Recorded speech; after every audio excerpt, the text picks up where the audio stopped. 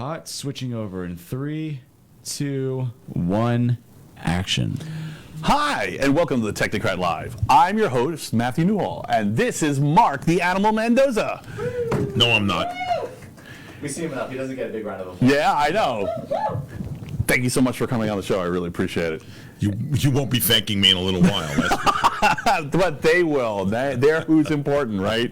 You guys are number one. Well, Mark's number one, but you're number two, and I'm in there somewhere. So thanks so much for coming on. And we had a whole different show planned today, and I just want to say something. I know if you were watching the schedule that Raris was supposed to be on, and he's a doctor and he works in a hospital, and they changed his schedule. They had some kind of event and they had something that they had to change the schedule with. Completely not his fault. He actually had it changed twice, and he was trying to work with us, but then it just got too crazy. So he's going to be on the 22nd. So if you're looking forward to that, come back on the 22nd.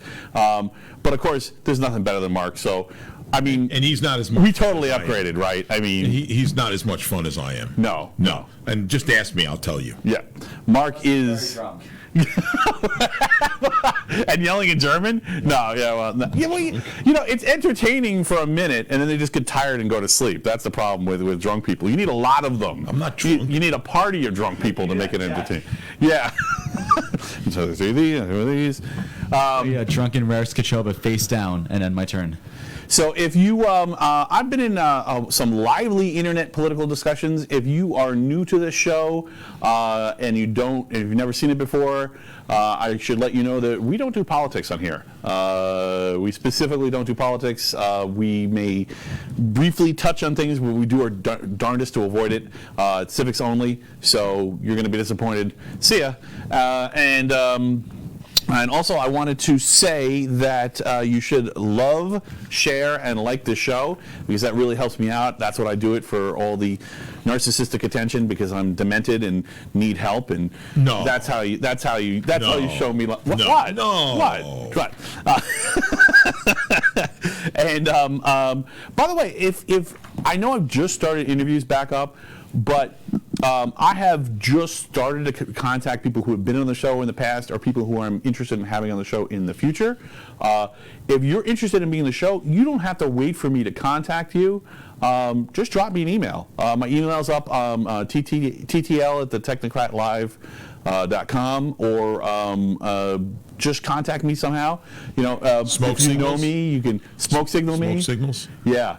Hi, Sue. Thanks for tuning in. Yeah, just like contact me and let me know, and we'll talk. If you are comfortable public speaking, I probably want to interview you, because tech ethics affects everybody. We're all dealing with technocrats. So yeah, they're everywhere, whether you like it or not. So this is our world now. All right, so let's get into the dystopia report.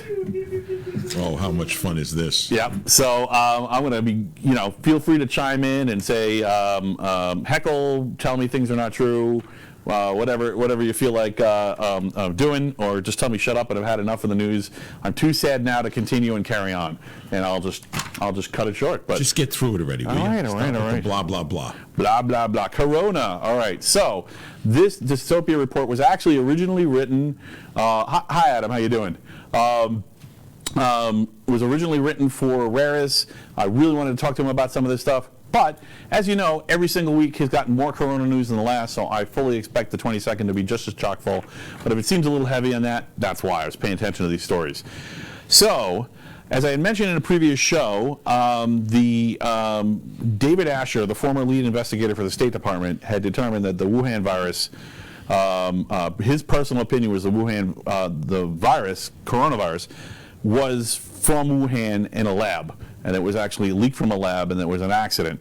And this was our first official capacity person who was saying that this is true. He didn't say it while he was in his official capacity, but that was his job before, so I'm inclined to believe him. The WHO came out and said, yeah, that's not true. We think it's zoonotic. But one of the problems is the person who's running the WHO is currently on the hook for the consequences if it does turn out it came from that Wuhan lab. So there is a conflict of interest. I'm not sure if it was disclosed in the press release or not, but just so you know that that's part of what's going on. And previous CDC chief, this is new, Dr. Robert Redfield has now said he thinks that corona is a accidental release from a lab in Wuhan. So we've got the top White House official and the top guy at the CDC, which is basically the United States localized version of the WHO. So I think it's very strong. I mean, also, in my opinion, the science evidence is pretty clear cut. So this is pretty heavy. Unfortunately, that's the downside of the dystopia report. It's sometimes a little depressing. It looks like this was a mistake. That's why it's out there. The numbers are out for 2020. In 2020, coronavirus was the third leading cause of death, 16% increase year over year. The deaths overall increased 16%, and a total of 377,000 deaths in the United States from coronavirus. Those are just deaths from all over the place, lots of official sources on that.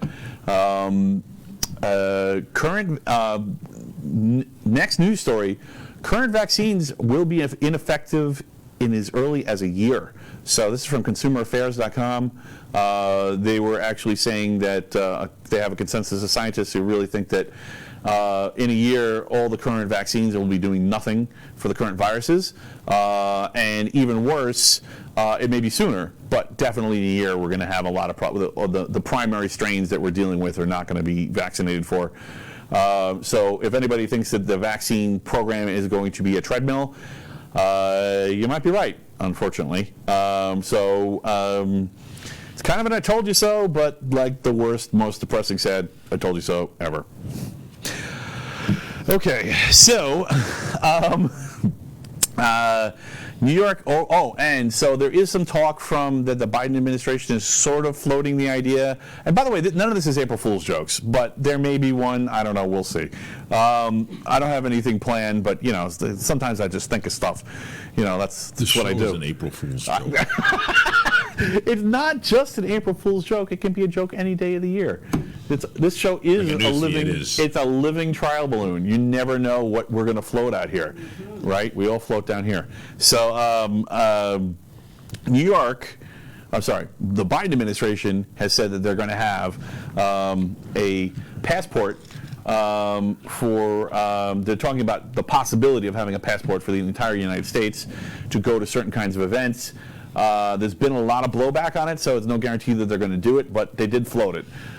New York already has a voluntary New York passport. I think this is a terrible idea. I think this is really bad, partially because I'm not thrilled with the state of vaccines, and partially just because compelling people to do stuff based on the politician's version of what science is never good, right? You always want to be able to, part of science is looking at science and saying, okay, this is for me. I'm not anti-vax. But these vaccines were rushed, and that's the official statement, too. They're not even denying it. So, to treat different things as different is not weird. All right, so that's enough about corona. Let's get on to corona vaccines. So, 15 million Johnson & Johnson vaccines could be contaminated. So there's a recall. This is from the Times. A recall on 15 million Johnson & Johnson vaccines.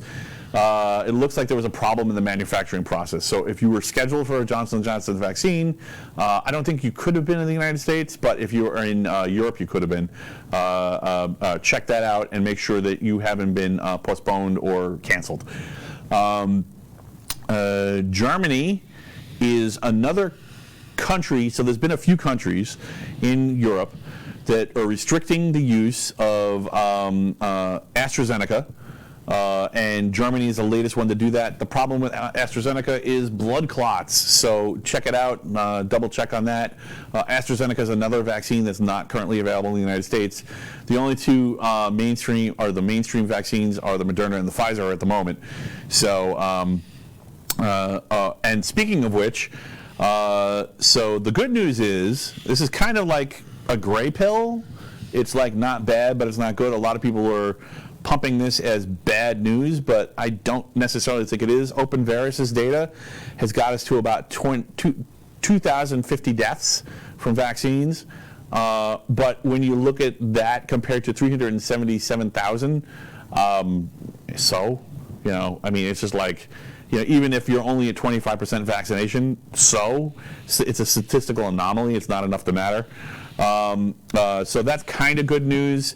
They're both, Moderna and Pfizer are both about 1,000 deaths. Probably when Varus comes on, by the way, I'm going to talk to him about that. There's some interesting stuff there. Europe, this is interesting. The Gateway Pundit actually .com, but they have sources from official sources. Okay, Roger, good. Okay. Which one did you get? I'm curious if it was Pfizer or Moderna. Pfizer. Pfizer? Oh, he wrote Pfizer? Okay. Yeah, it's there. Cool. Okay, I see it. So the Gateway Pundit is saying that we got 39,064 deaths from vaccines in Europe. And the breakdown is as such. It's Pfizer's 2,540 plus 973, so a total of nearly 3,500, just Pfizer alone. Moderna's about 800, and AstraZeneca is 451. So, and just for the record, since we're talking about specific vaccines, I am personally not vaccinated. I am waiting for the May announcement for, I did it again. I can't believe I didn't write it down. It was Novavax. There we go. I got it real quick. So Novavax is the vaccine that's coming out in May, and I personally like it better because it doesn't involve any kind of RNA usage, and it's a traditional vaccine in the sense that they just take a piece of a dead virus and graft it onto a piece of a live virus and replicate those. So the RNA vaccines actually use your body to replicate themselves, which is a new vaccine technique. For good or bad, it's new, and that's the part that scares me. But anyway, so if you check out Novavax, they're actually a pharmaceutical in Massachusetts, and they have trials in the UK and South Africa, and I think someplace else too now. But looks like it's going to be approved in May for us. There was a miscarriage from vaccines. There was a doctor miscarriage from the COVID-19 vaccine. It was actually a doctor who was pregnant. It's not the doctor didn't miscarry a baby somehow. It was actually a doctor who was pregnant. And yeah, so she got the vaccine and then she had a miscarriage. And it's kind of sad because unfortunately it's not the only one. It looks like now, again, this is a percentage of miscarriages after the vaccine compared to miscarriages without the vaccine. So, of course, it's going to look ridiculous, but the percentage higher is 483% higher. So if you're pregnant, you may not want to get this. It is actually not officially approved, so I'm kind of wondering how these pregnant women are even getting the vaccine. Are you pregnant, Mom? No, Do I look pregnant? Is it showing? Okay, good. but I'm willing to try. Nice. The bleeding edge of science here on the, oh, you got both shots, Sue. Okay, great. Yeah, both shots. Yeah, so we're, I'm a little worried about the miscarriage rate, but we don't even have any official data or approval for use for pregnancy. So if you're pregnant, don't, nursing home. So in British Columbia, there is nursing home. There was a nursing home outbreak. So 82% of the nursing home was vaccinated, and then they had an outbreak where 2 of the staff and 10 of the residents got it. So this is not great in this is a strong argument against the herd immunity argument. That is not the only argument against it. Also, we have a case where a mother passed the vaccine antibodies to a child. So when they were born specifically. So a mother had been vaccinated and the baby was born with the same antibodies that the mother had. Which is not necessarily supposed to happen. There's supposed to be a barrier between the mother and child. Usually that would happen from breastfeeding. But the baby kind of grows up in the womb is their own kind of like sterile bubble separate from the mother, and then they have to, after they're born, they start building up their immune system. So that's very strange. But it looks like that RNA aspect makes it jump from generation to generation. So this may be with you for your lineage instead of yourself. Again, not a normal vaccine attribute, which is one of the reasons I'm worried about that. All right, so let's get into corona reinfections. So I see a new one, or no? Okay, you just moved it. Okay. So we got 3 fully vaccinated Hawaii residents got COVID, and we had 100 vaccinated in D.C. ended up testing positive for COVID, and 89 in Minnesota ended up testing positive for COVID, even though they had been fully vaccinated. Second shot, waited 2 weeks. So we're, the sources on this are ABC News, MSN.com, Mercury News, and not in that order. And it looks like the herd immunity arguments are pretty weak. So it's a good thing to do this to protect yourself and your loved ones, but maybe not to protect the whole country or the whole world.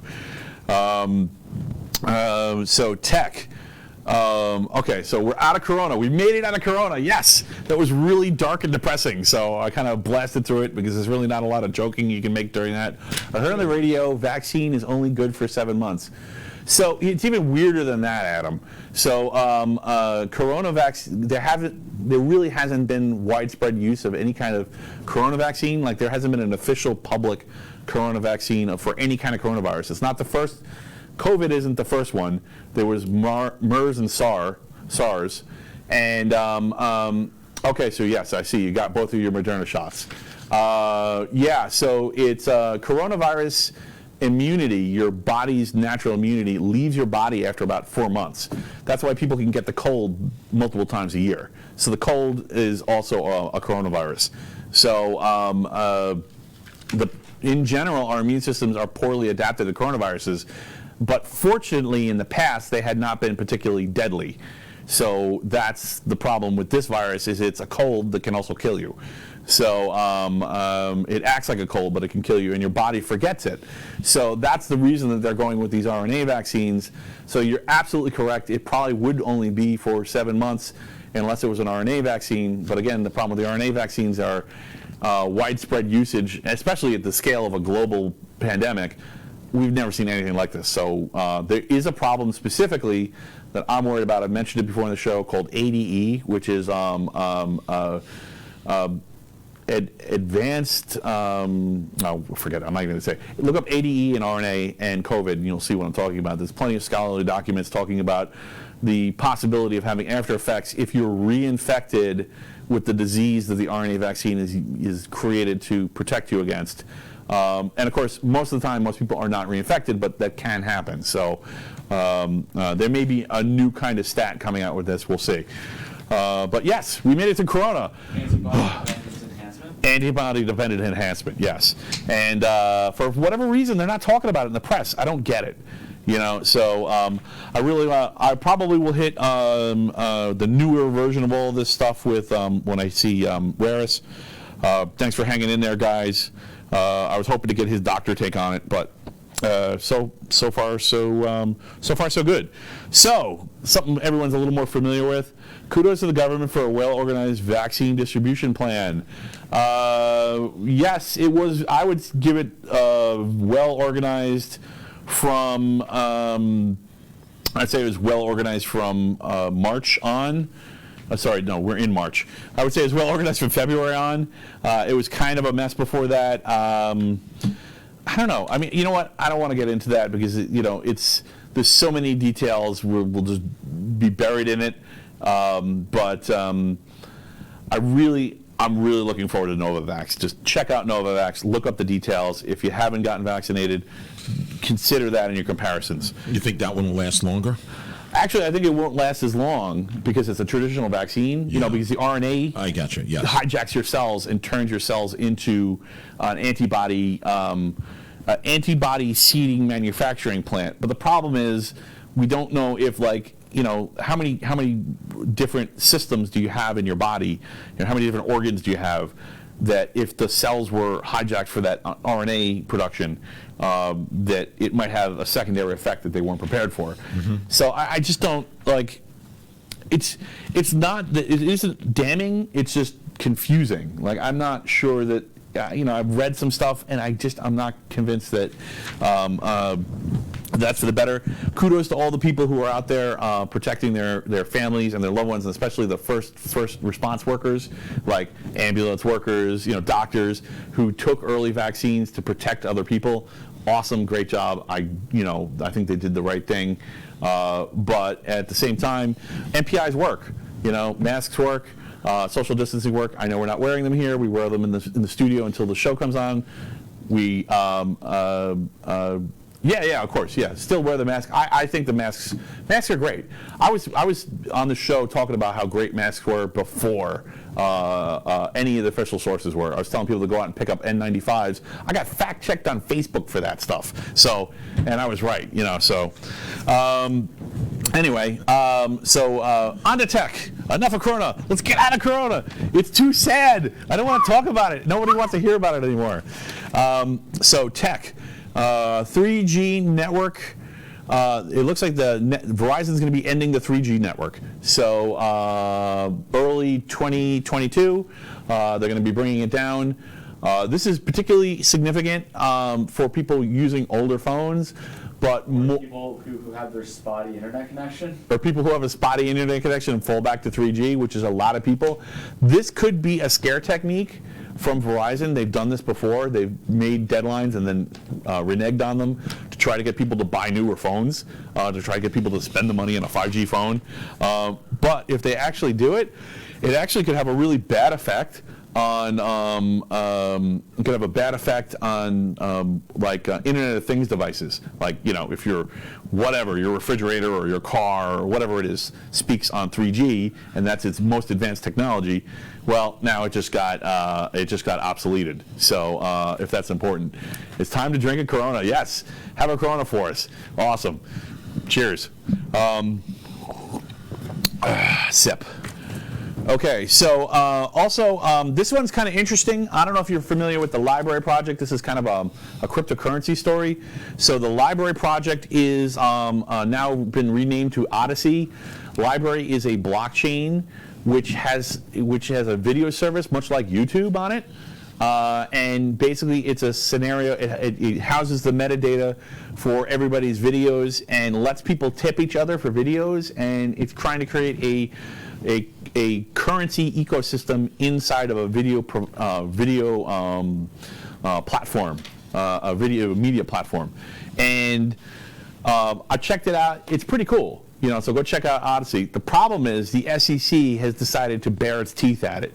They've decided, for whatever reason, that this is a security. It is not a security. This is not a stock. Don't go after them. Come on. What are you thinking here? So the problem is that this may become a bellwether for all cryptos. If they really come at this hard, cryptos to do anything except like Bitcoin that just does currency. And this will come up later with NFTs. We're going to talk about NFTs. I know Laura's been on a kick about that lately. This may become a problem for all cryptos. So hopefully the SEC will back off, or at the very least, what the SEC, if you want to help, there's two things you can do. Pressure the SEC to lend operating examples when they complain about people yeah, I got the big gun on. There's nobody better than Mark. So hey, Laurie, what's up? So when complain to the SEC that they won't provide examples because they're saying, oh, you're not doing it right. Well, how do I do it? Right? That's not good governance, right? If there is a path forward that's legal, they need to at least allude to what direction to go in. They're not even doing that. And they're not putting anything in writing. Everything is voice only, which makes it very difficult in these companies to protect themselves. So basically, they're threatening to, the SEC is threatening to completely shut down the entire experimental cryptocurrency complex in the United States down.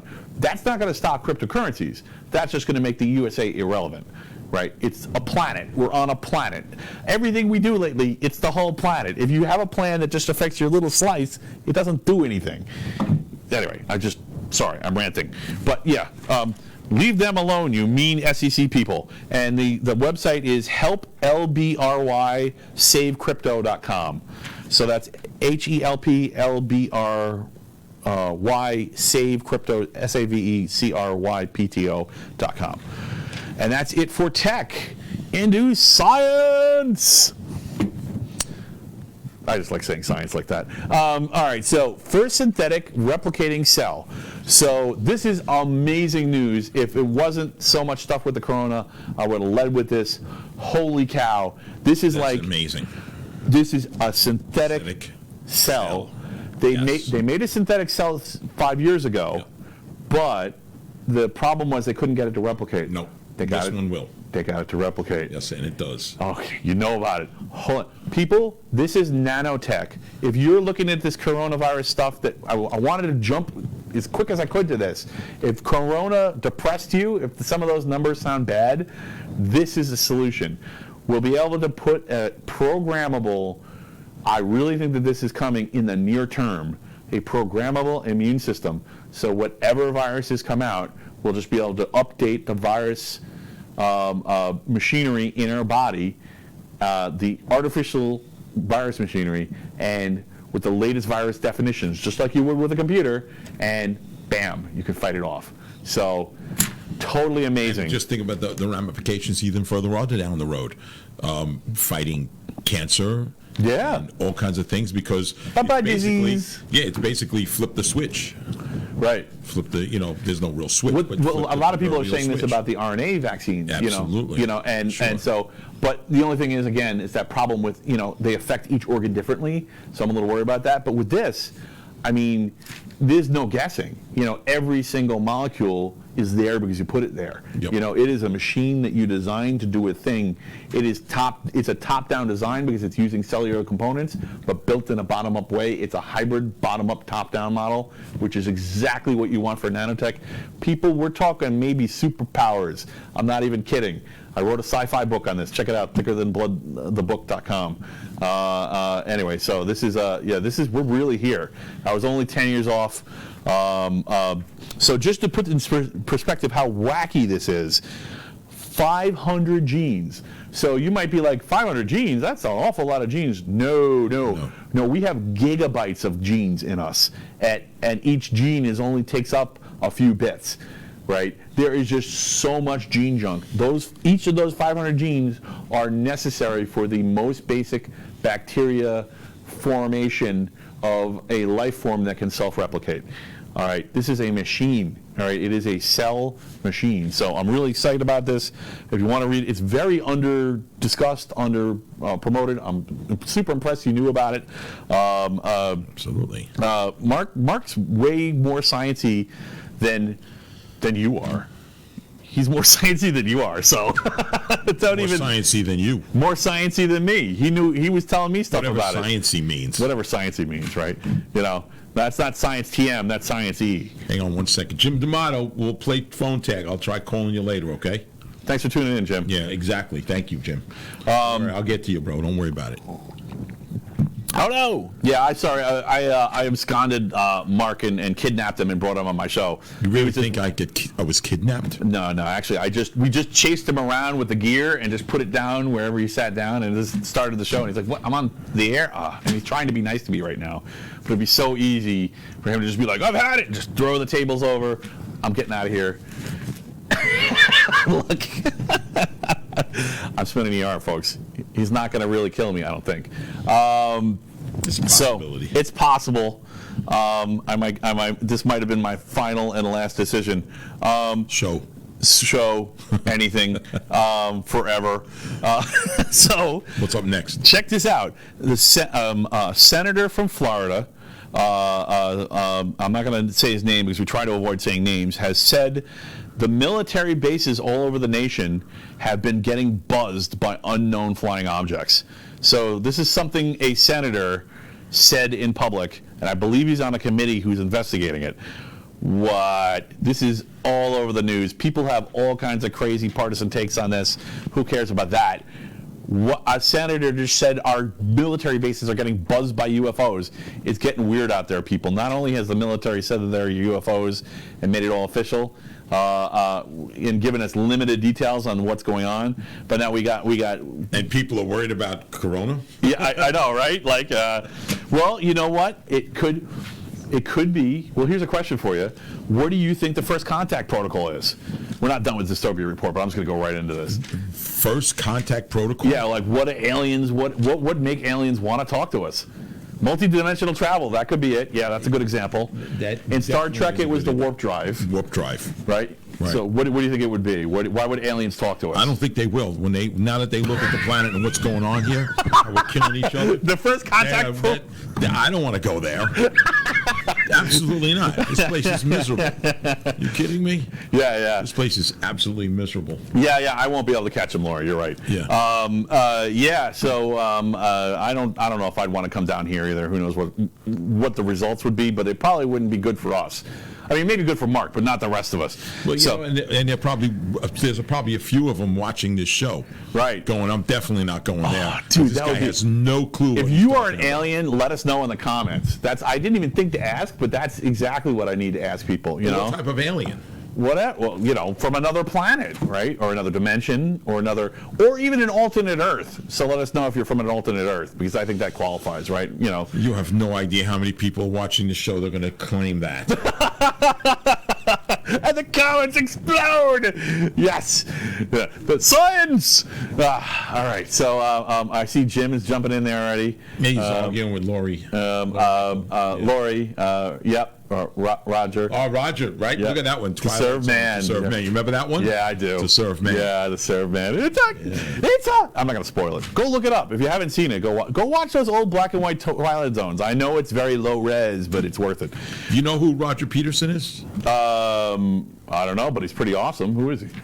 He's a good friend. He's actually a great guitar player, and he has a band called Sonic Bliss. Oh, okay. From Long Island here. Yeah, it's great. Great. Oh, cool, man. Yeah. Nice to see musicians tuning in. I'm being polite right now to him. Usually I'm pretty. But no, he's a great guitar player. Has a band called Sonic Bliss. Go look him up. Sonic Bliss. Okay, yes. Cool. That's one of this is one of the reasons I love having Mark on the show, because no matter what, this show will move forward. If he has to drag it, kicking and screaming, we will progress to the next topic. So, see this? Yeah. When you hear it's sticking out of you, there's a problem. Okay, well, that's how you say hi, right? That's the first contact protocol on some planets. So does this mean I'm allowed to throw things at Matt if he says something I don't like?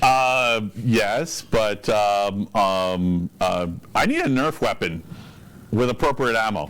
We need to arm ourselves before the show, because it could get weird, and then that way, at least, I guess we could, and then we could sell merch, right? We could sign Nerf guns, and people could get the this was the Nerf bullet that hit Steve right in the forehead. It depends if you could hit me. I got monitors here. He's got Do you have any photon torpedoes? No photon torpedoes at this desk. Okay. I'm not going to tell you what I've got up my sleeve in my other sleeve. I don't have any. I don't have any sleeves, so that's why I can't have anything up my sleeve. But maybe in my other clothes. in my other shirt, like I have two. You remember the movie Predator? Yeah. Okay. He had that shoulder laser cannon. Yes. That was awesome. I have one. Really? Yeah. That's completely. Where do you? Well, I don't have it on me right now. Is it like a fashion thing, or you just wear it for the heck of it? I wear it when I want. Who's at the door? Bump, bump, bump, bump.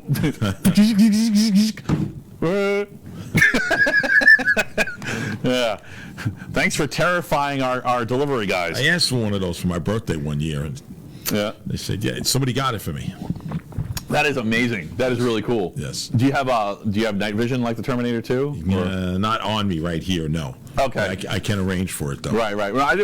Not like what was that Vin Diesel movie where he shined his eyes? After Dark, or no? What the heck was it? How do I forget the name of that? The one with Anyway, you know what I'm talking about. I didn't think he had an eye shine. Oh. And in case our topics are just not crazy and all over the place enough for you, obviously New York passed a marijuana law. No, we don't do drugs. But New York passed a marijuana law, and this is not an April Fool's joke. I don't know why this news hit. I warned last week. I said this is going to be real when I say it, but it is real. It is legal to smoke pot in New York State now. So apparently we're going to have dispensaries as early as December.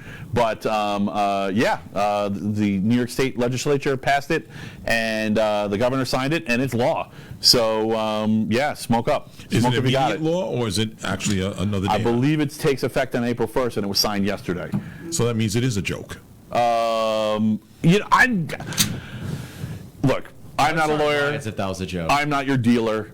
I don't even smoke. So make your own decisions. But I think it's real. I really do think it's real. So go check it out. I find it funny that like now dealers aren't going to get arrested for possession. They're going to get arrested for not having a license to sell. Yeah, well, there's you put all this energy into starting a small business. You get to know some people in low places, and next thing you know, they're selling it at the drugstore. Well, it's not even that. No, but like, there's no dispensaries that are going to be open in like the near future. Like, one, because of COVID, two, because of how long it takes to open a business in New York. Right. So, insane to think about.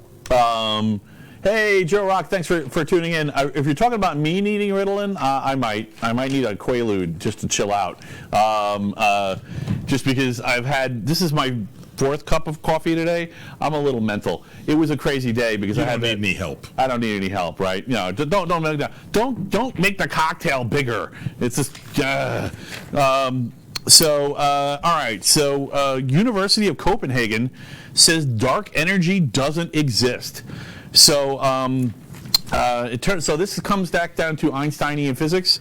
The cosmological constant is actually, it was considered to be dark energy in the past. Most modern physics equations call it dark energy. It's actually, the University of Copenhagen saying it's actually dark matter.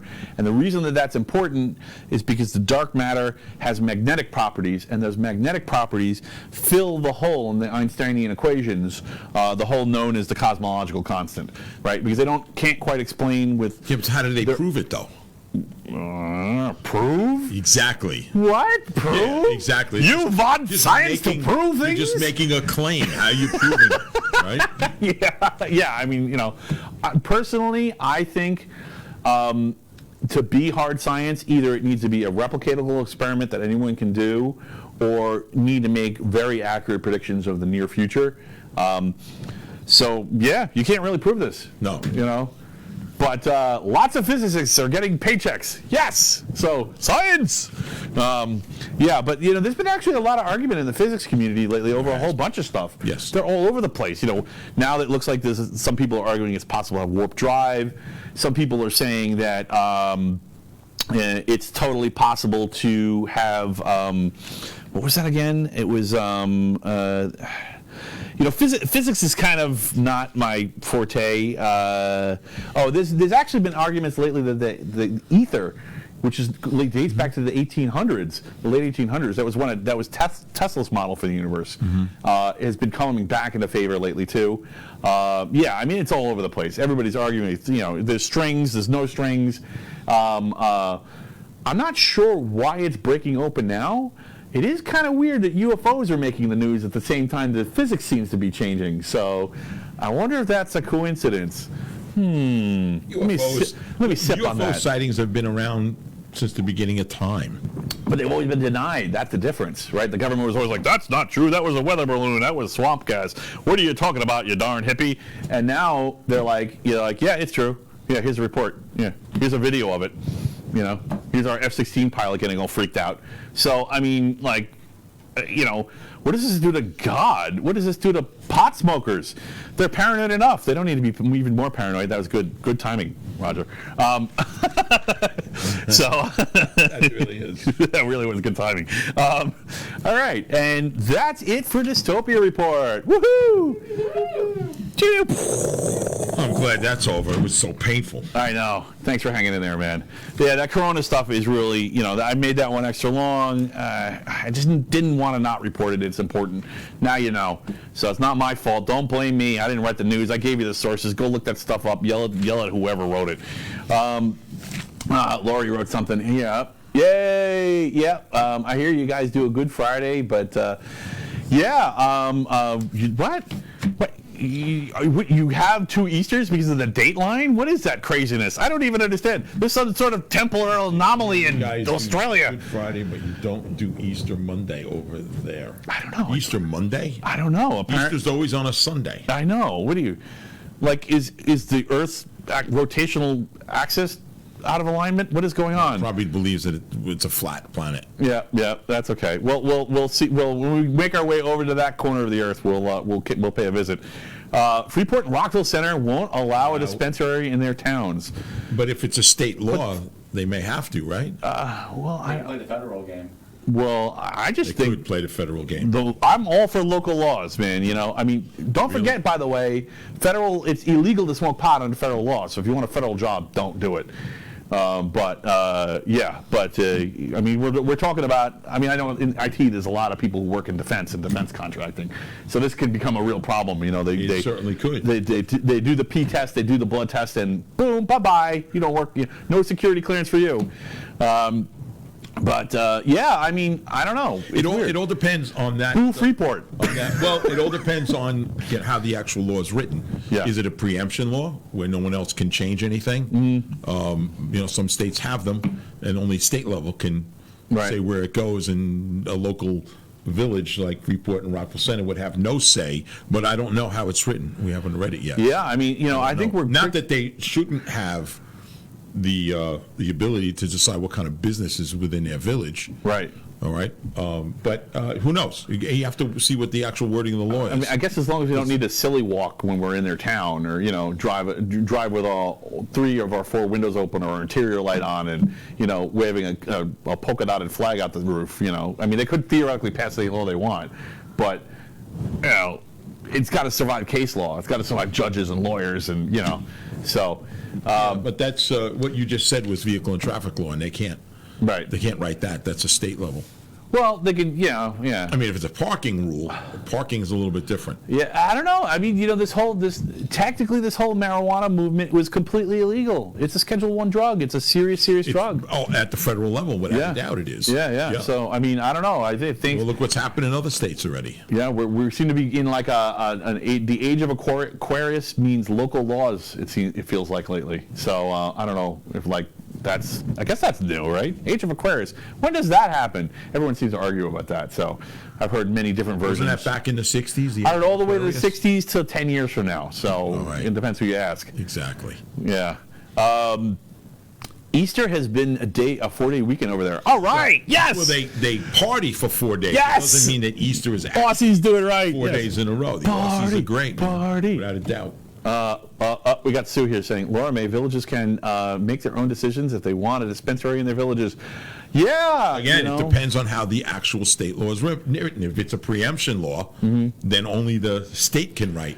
I mean, you have to read it. I don't know. I'm not going to debate it either way because I don't know the language in the law yet. It just got passed and it hasn't come out yet. The boring version is, many, many lawyers later, but the exciting version is Dukes of Hazzard. Dukes of Hazzard. Yeehaw! I just got to make the county line. Right. Yeah, it's the county line. With the moonshine. With the moonshine. Yes. Uncle Jesse's moonshine. That's exactly it. Yeah, my brain's fine. I'm totally fine. I haven't had way too much coffee. Pretty soon everything's going to slow down and go into slow speed instead of warp. All right, so I got a serious question for you to start with. What are your opinions and your thoughts on cancel culture? Because this has been the hot topic lately in pretty much every venue I've seen. There is... How do you say it without insulting people? No, go on. What? Since when have I ever cared? No, I don't really like this. I kid That's around. That's a feature, not a bug. I kid around. It's a what? That's a feature, not a bug. There's been so many fads or things that have come and gone so quickly. Mm-hmm. So, is it again going to be gone in 6 months like it never happened? Yeah. So many things went that way. Right. So, well, it's been steadily escalating for the past 5 years. So that doesn't mean it can't stop dead, right? I mean, there's been plenty of stuff. I mean, I would say disco probably steadily escalated for 5 years and then dropped dead. So, it could be like that. Yeah, I mean, so the reason I'm asking about that, well, let me I have a theory. Go ahead. That one of the reasons that cancel culture is so popular is because people don't get justice. They don't really think about what justice means and what a just law or what a just system is. And the reason they don't think about that is because they don't make people study the Salem witch trials in school anymore. And as a perfect example of non-justice. So how do you define justice? I mean, what is... At this point, I mean, we could talk about what it really is and why we have the Constitution and the Bill of Rights. Sure. And, I'm fine with that. But how do you... There's people that just want to disregard it. And I don't want to get into a political thing. I really don't. No. I don't like to do that at all. But I'm a Jefferson person. Screw that George Washington guy. Whether you like the governor of New York or not, whether you like him or not, if he's doing the job you think he's not. The one thing that gets me about the whole thing about him being accused so far of sexual misconduct is the fact that even people in his own party, there was no due diligence. There was no, all right, let's go through the process before we convict him. Okay? And I'm not saying I back him or don't back him. I'm just saying at some point or another, part of our foundation is the due diligence, the fact that he has to be convicted before he's guilty. And everybody around him, everybody around him said he's got to resign. He's guilty. But you got to go through some sort of charges. Something has to be established more than just accusatory. Right. Yeah, that's not, and that bothers me because, again, not that I'm standing up for him. I'm just saying this is how we built our country. Innocent until proven guilty. So if he is, and it goes to court or it goes to some sort of hearings, then do what you need to do to take him out or get him out or impeach him, as they say. Right.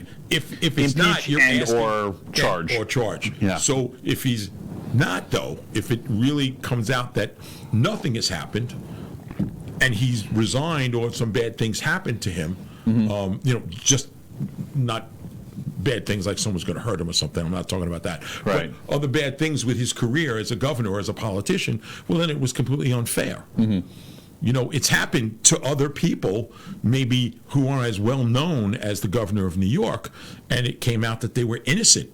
Right. Nobody could prove anything. And of course, instead of being on page 1, it's on page 50. Exactly. And nobody finds out about it, and exactly. They're still there was ruined. another infamous New York politician who got charged with a lot of things, even at the federal level. And when it came down to it, they spent the Fed spent like $60 million trying to hang him, and he was able to prove everything that he had nothing to do with any of it because he wasn't even there. Right. I'm not going to again mention names. Yeah, no. I think the story on it. So your that's answer what is super me. sensible. We need to stay back where the formation of the country came from and why we wrote, why the Constitution was written, why the Bill of Rights was written. And I know we don't always stick to these things, but we need to follow these things a little bit better because you got to take the steps. Things have to be done in the correct steps in the right way to get to the end result. Right. You can't just accuse someone and say, okay, you're guilty because they were accused. Is it more important that the end result is the truth, that it's a resolution, or are those inseparable? They're inseparable. I mean, you don't want someone to lose their life or their livelihood, not so much lose life, but lose their livelihood for something that really didn't happen. Right. And we go through that in our justice system every day. Right. Yeah. So, one of the things that, I agree with you, Roger. It is about politics, and actually, I think what we're talking about is the unpolitics, about unpoliticking it. Exactly. About making it a fair, even system. No two ways about it. Earworm Laurie's got the Dukes of Hazzard in his head. Yeah. That's what I'm talking about. He's thinking about Daisy Duke. Yeah. Exactly. Hold on. They did name a pair of shorts after her, and lots of girls wear them. All right, so okay, those are great answers. I want to say something. Thank you so much to you and Laura for pushing me to do a solo show. Back when Corona first hit, I switched to solo shows, and I didn't have guests for a while. And before that, I had done that one show when somebody. It was painful watching you. I know. But you know what? painful. I've completely gotten to the point where I'm just ignorant of my own failure enough, where I can just plow through the miserable hates and the nasty grams and I don't think just there's hate there. I just think they're ignoring you. Yeah, I know. Why do they ignore me? I love them. Because hate means you're putting effort into something. I just want to give out free hugs. You know, I love you all. Free hugs. Move the table. I'm leaving. Yeah. What if trees chased you around and hugged you? What? How could you be shaking your head? You are completely used to this garbage by now, Steve. I'm trying to say pure. Steve's like, I'm hiding behind the monitor. No one can see me. Steven, what did you just say? I'm trying to say pure. Pure? Yeah. With a vocal voice like you have for singing? And you're pure? It's what? A little nasally. Sounds like it sounds like The Exorcist on steroids. When Steve goes full tilt, man, it's just like oxyacetylene on a marshmallow. It's anyway. Do I sound like I can make those kinds of noises? Let's be real. No. Steve's a cute, harmless little teddy bear. All right, so I'm really lucky to be part of Area 22, and everybody here is great people, and thank you so much. I really appreciate you guys encouraging me. I was kind of going to quit, and I'm glad I didn't, because I'm really enjoying myself, and I'm glad we're back to doing it.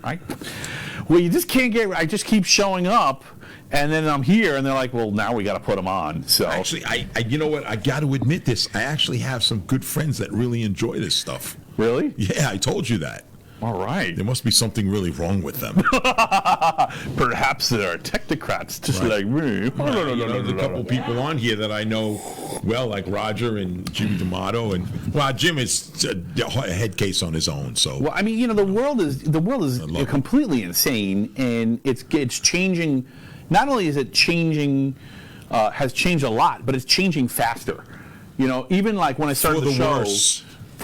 Frequently for the worse. And you know what's not going to not fix it is not having this show and not talking about it. I think that's the right amount of knots. But anyway, yeah. If you didn't go solo, you couldn't have given an I Told You So. That's true, yes. A lot of my I Told You So's come from solo shows. So they come from the Dystopia Report, but they also come from the solo shows, mainly. The biggest one when you started back up. Yeah. So, yeah, that's true. Which one was the biggest one? Which one do you think was the biggest one? Are you talking about not when you called Corona like 5 months early? Yeah. I was telling people about Corona in January, and everyone's like, whatever, tinfoil hat dude. And like, we had three more months of interviews before they shut everything down. So yeah, that's a pretty big one. That's probably the biggest one. I think so. Yeah, okay. Yeah, call Corona, people. So keep tuning in here for the latest science news, and maybe some of it will matter. Some of it doesn't matter. You should clip that bit where you... Yeah, I'm totally going to clip that. That's a good idea. But anyway, thanks, guys. I really appreciate it.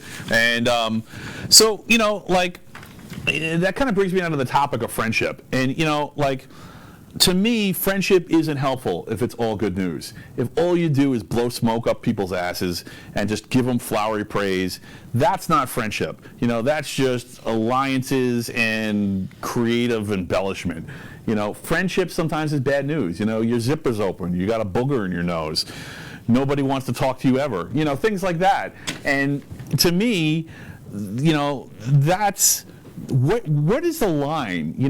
Because when you're razzing someone, how far is too far? When do you get? When they start crying. Well, I mean, obviously, when they start crying, then you're in trouble. It doesn't mean it was too far, but what is too far? It's a rough one, because what kind of mood is someone in?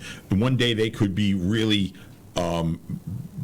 Resilient to these things, and the next day they could be really soft, and it might really hurt their feelings. Yeah, I'm usually pretty soft. Somehow I've survived so far.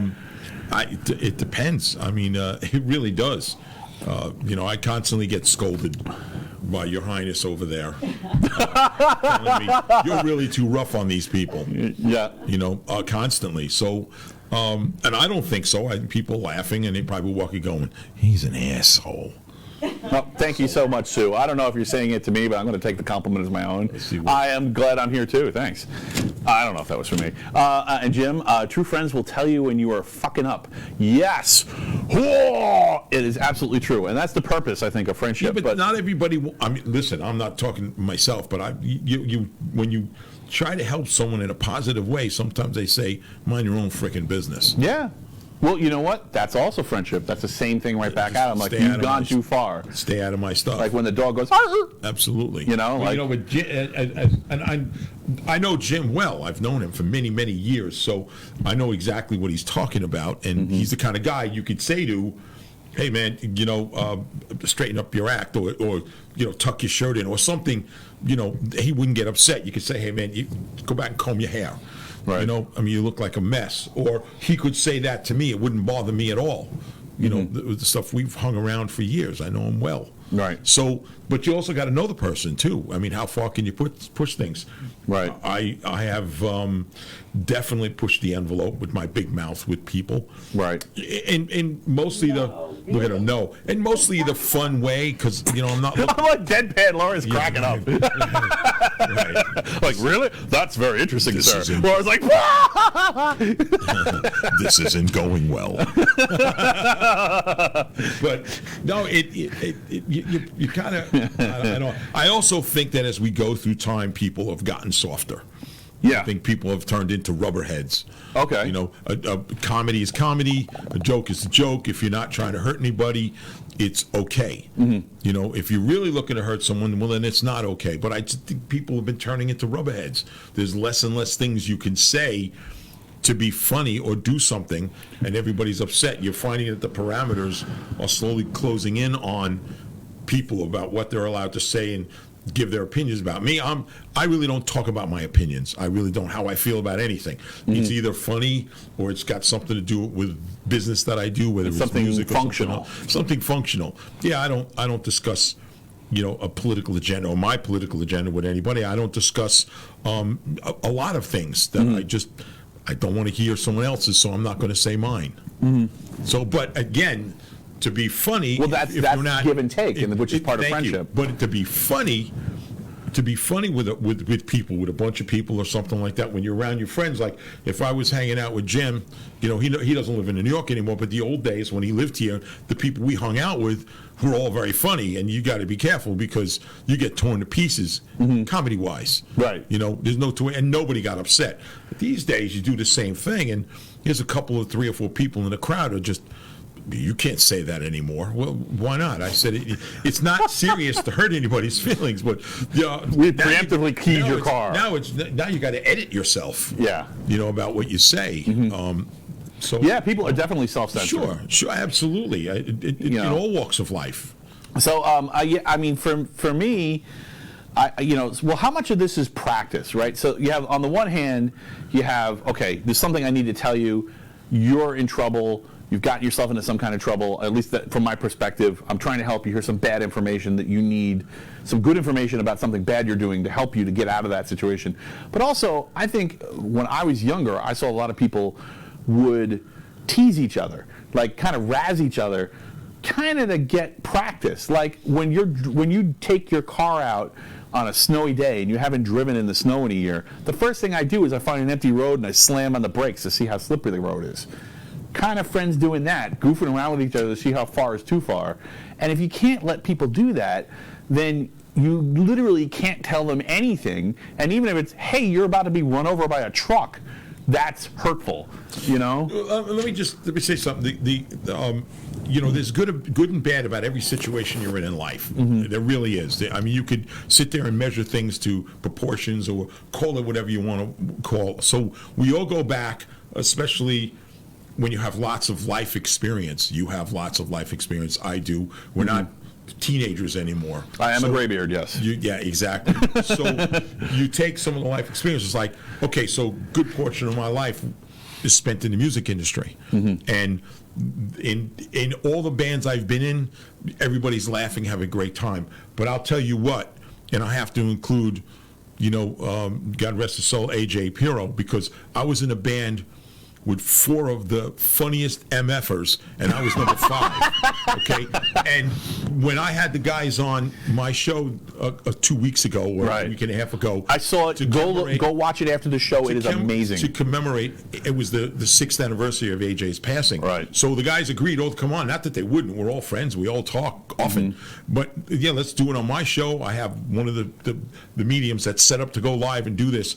But if you watch the show, you'll see that we were all about to say certain things, and no, we can't say this in public. You know, this is what went on behind closed doors. Right. And the jokes, and there's just certain things that are so off color you can't say it. But if we said it, people would think wrong things about us, and that's not what any of us want, or I want, or anything like that. So when it comes to these things, especially this day and age, I mean, it was as Mike Portnoy said, because he took AJ's place. He said, this is a rough crowd to hang around with. Yeah. You know, and he's been in like 400 different bands in like the course of a month. You know, he plays with so many. Right. You know, love the guy, just one of the best drummers in the world and a nice guy. But he was hanging around with us for the first couple of weeks. He's going, this is a rough crowd. I mean, he wasn't used to this kind of abuse and everything, you know, which we give each other. I mean, the stuff that gets said and the things that go on is crazy. But at what point do you say it's not good? Well, we've gone to the point where you can't think of anything more or idiotic to say to each other. I mean, what do you say about a bunch of guys, you know, in the early touring days? This is the truth. Yeah. What do you say about a bunch of guys in the early touring days when we couldn't afford a tour bus, but we were a little bit better than rent-a-cars, so we leased an RV, which Jim D'Amato there is going to laugh about because he was part of this at one point. But in any case, and the 5 of us and our tour manager, Joe Gerber, were in the RV always traveling together. And we didn't have money to play poker. Right. I mean, we have enough money to just, you know, buy something for ourselves to eat and stuff like that. And you went from gig to gig, and you hope you made a little bit of extra money so you can actually have, you know. And there's The a first funny 25 years of my life, yes. I know, exactly. I'm familiar. It wasn't 25 years of my life. But anyway, the point of the story is that we're traveling in this RV together, and whoever wasn't driving was in on the game of poker, except for it wasn't really poker for money because we didn't have money. It was called insult poker. Right. And it was brutal. Right. It really was brutal. So Joe Gerber, our tour manager, he actually came up with a rule book, and he would keep score. So if you're in, and it could only be done in front of us because some of the stuff was so brutal, we wouldn't want anybody to hear this stuff. Right, of course. So you were able to, depending on what went on, you were able to say this or that, or about the person or their family or someone around them, and it was insane. And if anybody ever heard that stuff, they think that we are the biggest, meanest jerks. Yeah, I don't even want to say what I'm thinking because, we're not. We're really not. The guys in the band are not hateful. Don't dislike anybody. Right. You know, really. I mean, or you hate everyone equally. Right. You know, well, that's the New York do. thing. I hate everybody Yeah, equally. You know, I don't hate any individuals or anything, but I just hate everybody equally. But no, you would think that the guys in the band are just the worst characters in the world, and they're not. We're just very funny, and when we're around each other, you know, like like say it in the RV, or if we're all in the dressing room together, nobody wants to come in our dressing room because you walk in there, you get mentally, physically, and verbally abused. Yeah. You know, so the crew doesn't want to come in there. Right. And nobody wants to come in. And back in the 80s, you know, our manager in the 80s, Mark Puma, if somebody gave him a hard time at a show and settling something, to go, why don't you come meet the band? And he would get us a message ahead of time, bring these people into the dressing room, and they would just get abused. Right. It was a rough crowd. It really was. It was a rough crowd. So, but you can't do that out in the open anymore. You really can't. We're at the point where comedians are going to be censored, and you can only say certain things. And listen, I'm not out there to hurt anybody's feelings. I'm not out there to do anything wrong. Neither are the guys in the band or other people that I know that are like that. It's just, at what point is it you're just, you can't talk about anything, you can't say anything, you can't look, you can't anything. I don't know how to make a judgment call on this stuff. Right. I really don't. You're upsetting people. Do you think it's a lack of understanding of how sarcasm works? Because sometimes I get that feeling on the internet, specifically when I'm posting stuff on the internet. Like, Well, are they going to know I'm being sarcastic, or are they going to think I'm serious? There you go. Who knows if you're being sarcastic or you're being serious? Nobody knows. They can't see you. You're just typing. Right. There's no facial expression. Right. There's no that whole secondary or tertiary level of bandwidth. Your face, your mood, how you smell. Right? Someone gets real nervous, their armpits start to smell. There's like little things that, like, how your pupils are dilated. Little hints that, okay, So, who knows? they're fucking around or they hate me. I see that. I see that people get too sensitive and there's too much self-entitlement. Yeah. Like I don't care what the law says. I don't care what anything says. Is it self-entitlement, or are they just not experienced with joking? So it could be anything beyond joking too. It's self-entitlement. I could do what I want. It doesn't matter what anybody says. And on the other hand, well, that's me. I just walked in here. I'm like, yeah, let's do a show. Oh, look, Mark's there. Hey, look, Mark's on the show. And so far, he hasn't left. See the name on this? See that name? Contago, yeah. You see that? It's going to be imprinted in your forehead. That's going to be awesome. Exactly. And that will have a momentum forever. Yeah, exactly. Yeah. You need a tattoo. It's perfect. It's perfect. Big backwards, though. But it happened, right? Video or it didn't happen. Right here on a camera. Comedian walks into a bar. He is scared to say ouch. Yeah, pretty much. Yeah, that's exactly it. I mean, at what point are we going overboard? We need comedians, man. They're the glue. They're the glue that keep us all together. They need to be able to. Comedians. They have to broach new territory for us so we can make jokes with each other and be friends. Without a doubt, comedians. But all these forms of entertainment, all the forms of entertainment, whether it's a show like this, shows like mine, a band playing, a musician playing. You go to Broadway to see a play. Mm-hmm. Anything. You go to see a stand-up comedian. Right. It's all entertainment. Yeah. It's entertainment. Yeah. All right. So, but whose version of entertainment is correct? I mean, we're not going to be up there, torturing people or anything like that. So, but I mean, when you go in and you see this stuff, at what point are we becoming too sensitive to where it's not working? Here's the real question: is what is entertainment really? Is it teaching or is it distracting? It could be both. Right. Easily. Yeah. It could be both. I think anybody who tries to pin it into one is a problem. For my personal likes or like what I like to do, even in music, I've gone to music clinics, I've gone to guitar clinics, I've done all this, and to me, it's enjoyment. You're learning, but you're also enjoying. Mm-hmm. It's same thing as if I go see a master who's building a hot rod car or a motorcycle, mm-hmm. and this guy is one of the best there is, or a painter, or someone who actually paints canvas, mm-hmm. and you watch these people, that's entertainment. I love how-to videos, man. I just watch them all day. No two ways about it. Yeah. So, I mean, but at what point do you say everybody's too sensitive, or people are too self-entitled, they're too completely involved in how they feel, and everybody else should feel the same way? Right. That's just not right. That's not correct at all. Right. Yeah. We live in a society, so yeah.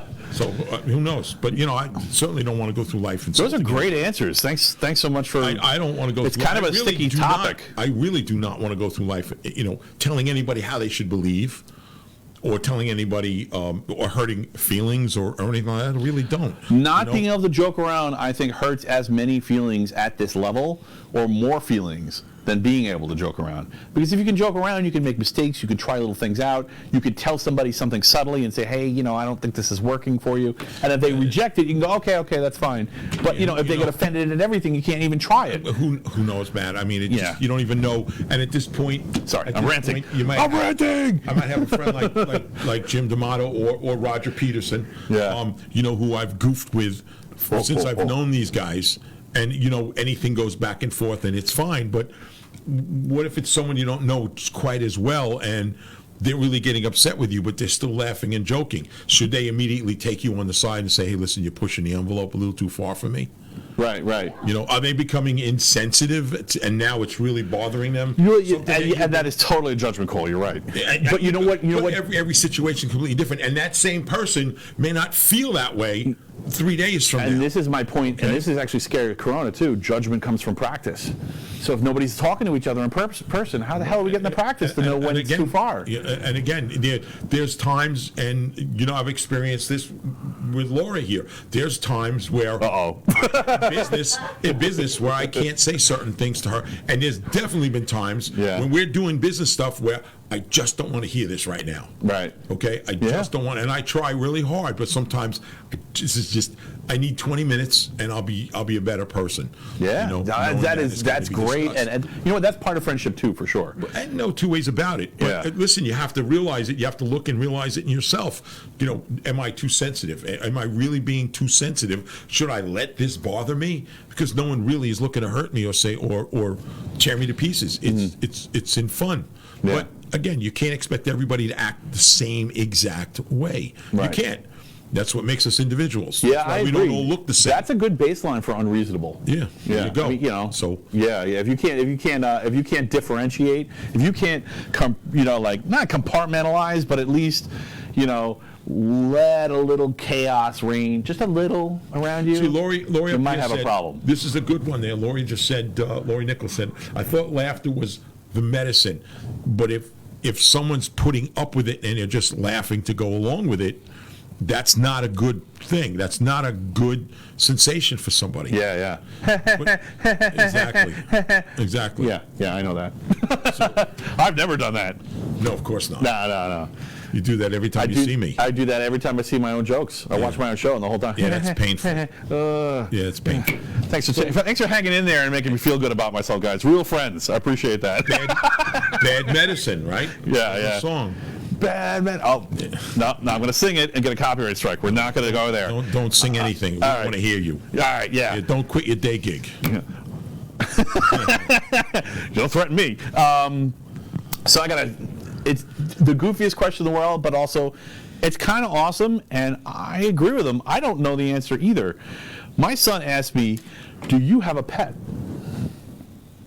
Do you have a pet? Do you have a dog? Do you have a cat? Do you have fish? Yeah. Who's your pet? Everybody around me. All right. They're all pets. We're all his pets. We make great pets. Yeah. And I don't have to feed them or walk them or anything. Right. That's awesome. What's? No, just curious if you have a pet, if you have an animal. I feel like a sign on my desk that says "Don't feed the engineer." Yeah. Don't feed the engineer.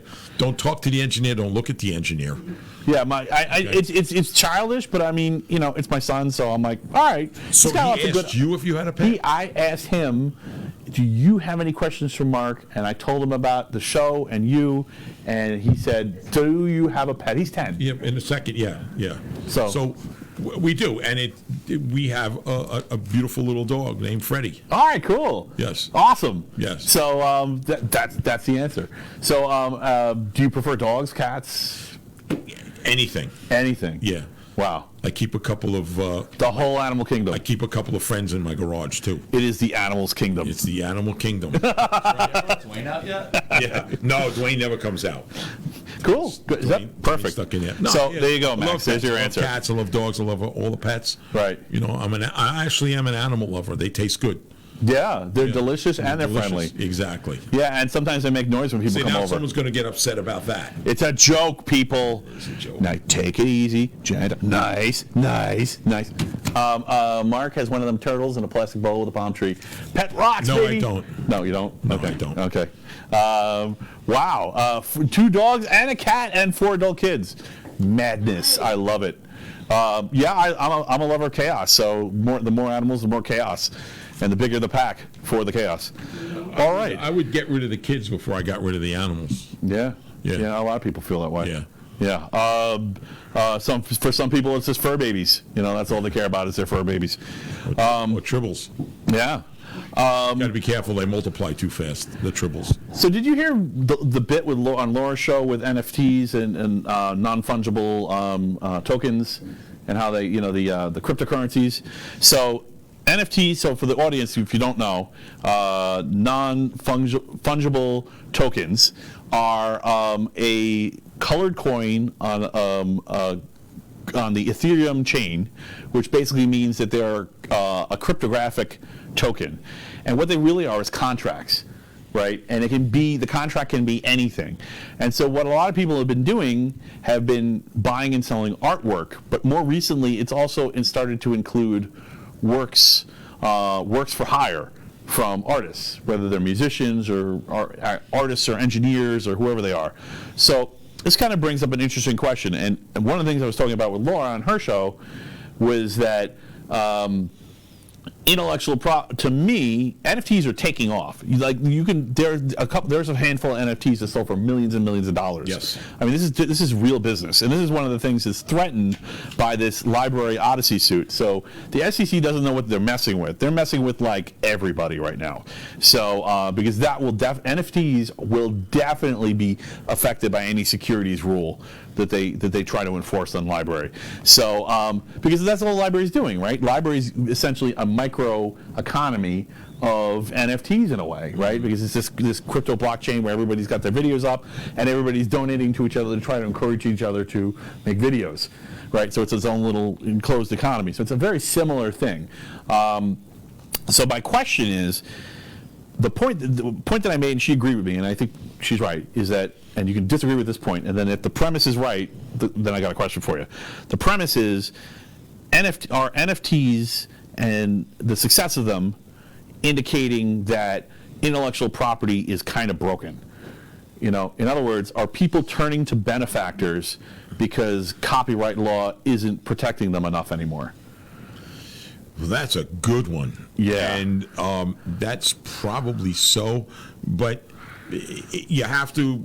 like Da Vinci, right? Someone would pay Da Vinci to, I am your benefactor, do stuff. And he, Mona Lisa, flying machine, guy in a circle. I forget that's the name for that, but I forgot what it is. But, you know what I'm talking about. Why would you have to, if you're talking about something like that, why would you have to go through all the process of the NFT when you can just give someone a call and say, listen, I'm hiring you to do something? Well, I think maybe as a networking simpler thing, that's the purpose it's really solving, is it's creating a more liquid market where people can reach each other more easily, where an engineer can be reached by someone who's maybe an obscure musician, or the other way around. An obscure engineer can be reached by a famous musician, or vice versa. And you don't see that there's plenty of mediums to get that done without getting it too complicated? I mean, of course, there's always mediums, right? Yeah. But what's why even do this, right? Why even do Facebook? Why even text each other?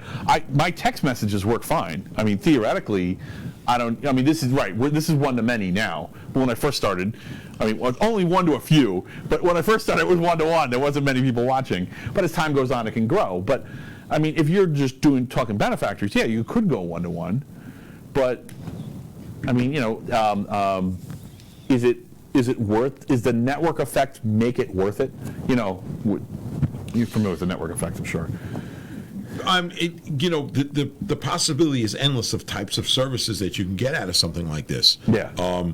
Is it going to be music related? Mm-hmm. Well, some of it is, for sure. Some of it, right now, some of what's happening is music related. What happened to the business when the massive machine crashed? Right. Back when everybody first started, we had Napster. Yeah. Late 90s, MP3s. Exactly. Yep. And, when that first started to really happen, so whether people like it or not... I can argue both sides of that, by the way, people. You can't argue my side of it. No, I can't argue with his side. He's always right, but also I can argue both sides. The musician or the songwriter or the artist, since the beginning of recordings, has always been the one that lost out in the deal.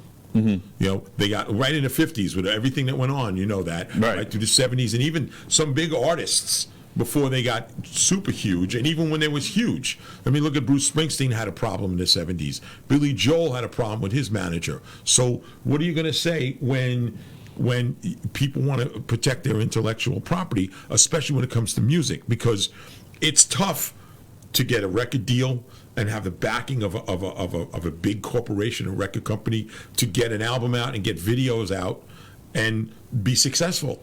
So you basically got to give your music away on the internet so everybody can hear it, and you never get paid for it unless you're selling a physical CD, or on the downside of it, people stream or download your stuff, which they make pennies compared to buying a CD. Mm-hmm. So is it right? I don't think the whole system. I think the whole system's broken. Okay. Not think. I know it's broken. Right. So intellectual property is definitely at least kind of broken. Oh, yeah, without a doubt. Yeah, okay. For music, it is, Yeah. and Hollywood's being affected the same way. Right. Look how many movies are being bootlegged. Right. Yeah. Well, it seems like the main publishers that are actually putting new content out right now are the streaming providers: Netflix, Amazon, HBO. Right. They're Disney. They're the ones that are putting new stuff out. Everything else is old. Yeah. Yeah. With few exceptions. Sure. So, yeah. See, things changed for television and movie content, and it really didn't change for the music industry. It's only gotten worse. So we have some really great comments. I'm gonna read them out. Oh, yeah, sure. So I'm confused. I have no idea who the guy is talking to Mark. I'm Matthew Newhall. I'm the Technocrat from the Technocrat Live. We're on at 5 p.m. on Thursdays. I usually have guests, and Mark is the best guest, but I have others too. So keep coming back. So Laura May, our chickens are cool. Well, I don't know. I think that's just for Laura. I noticed that. You calling me chicken? You gotta have a serious conversation with Jim D'Amato. Are you kidding me? I'm confused. I have no idea who the guy is talking to Mark. Okay, so I Laura's, see. There's two different conversations. Lori's responding to them, and Roger said most musicians do not have a business acumen. So I think that's true, and I think that's evidenced by the fact that musicians would sign 10 album contracts, just to get a big audience, just to be able to play a stadium. And I mean, how the hell do they know what they're going to be doing in 10 albums? It always seemed crazy to me. I mean, I know that it can work out in their benefit. So let me use a scenario that I use on a lot of people when I do some talking about the music industry, or I'm in front of business people like Laura. Before COVID, I would do some appearances. You own a home, right? Of course, yeah. It got a mortgage on it? Yeah. So, yeah, exactly. So when that mortgage is done and you paid it off, you get a letter of satisfaction from the bank or the mortgage company going, it's now all yours, it's your problem. Right? Good luck. Well, I'm just saying, it's satisfied, it's done. Yeah. The house is now yours. Yep. You buy a car, you think about some of the most expensive items you buy, regular people buy in life. They buy a car, they buy a house, they make some investments, or whatever it is, but something tangible, a car, a house. And so when you're in the music industry and you go and you sign a record deal, $500,000, $1 million, that record company's basically lending you money to get your career going, right? So you have to pay that back, right, before you see one dime from any of that stuff. So you go and you pay it back, right? Say it's $500,000. Right.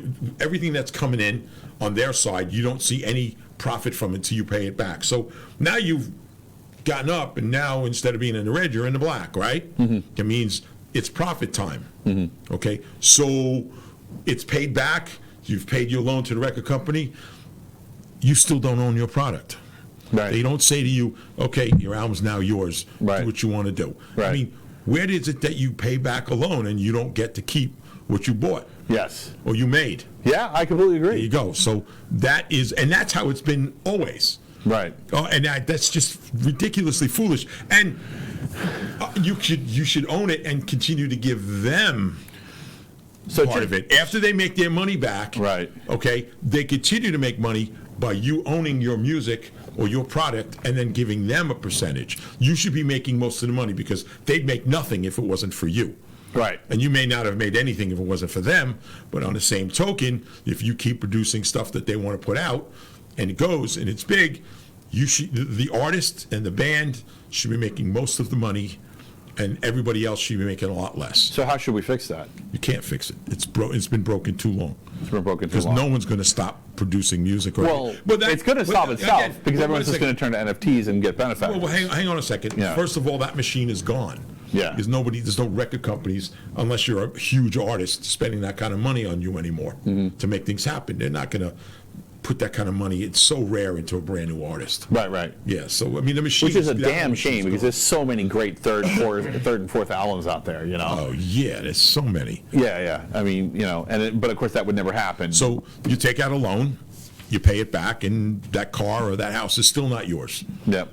So yeah, and I mean, well, even worse, they'll say, okay, well, we'll let you be a landlord in your house. And I know, so you get to steward your brand, but you don't really own it. Certain people in the music industry watching me and going like, oh, he's wrong about what he says. No, I'm not wrong. Right. You know, I've lived it long enough. I've read contracts and I've been there and I've seen it. And I know some people I know well go, well, that's just not how it is. You're right. It was never like that.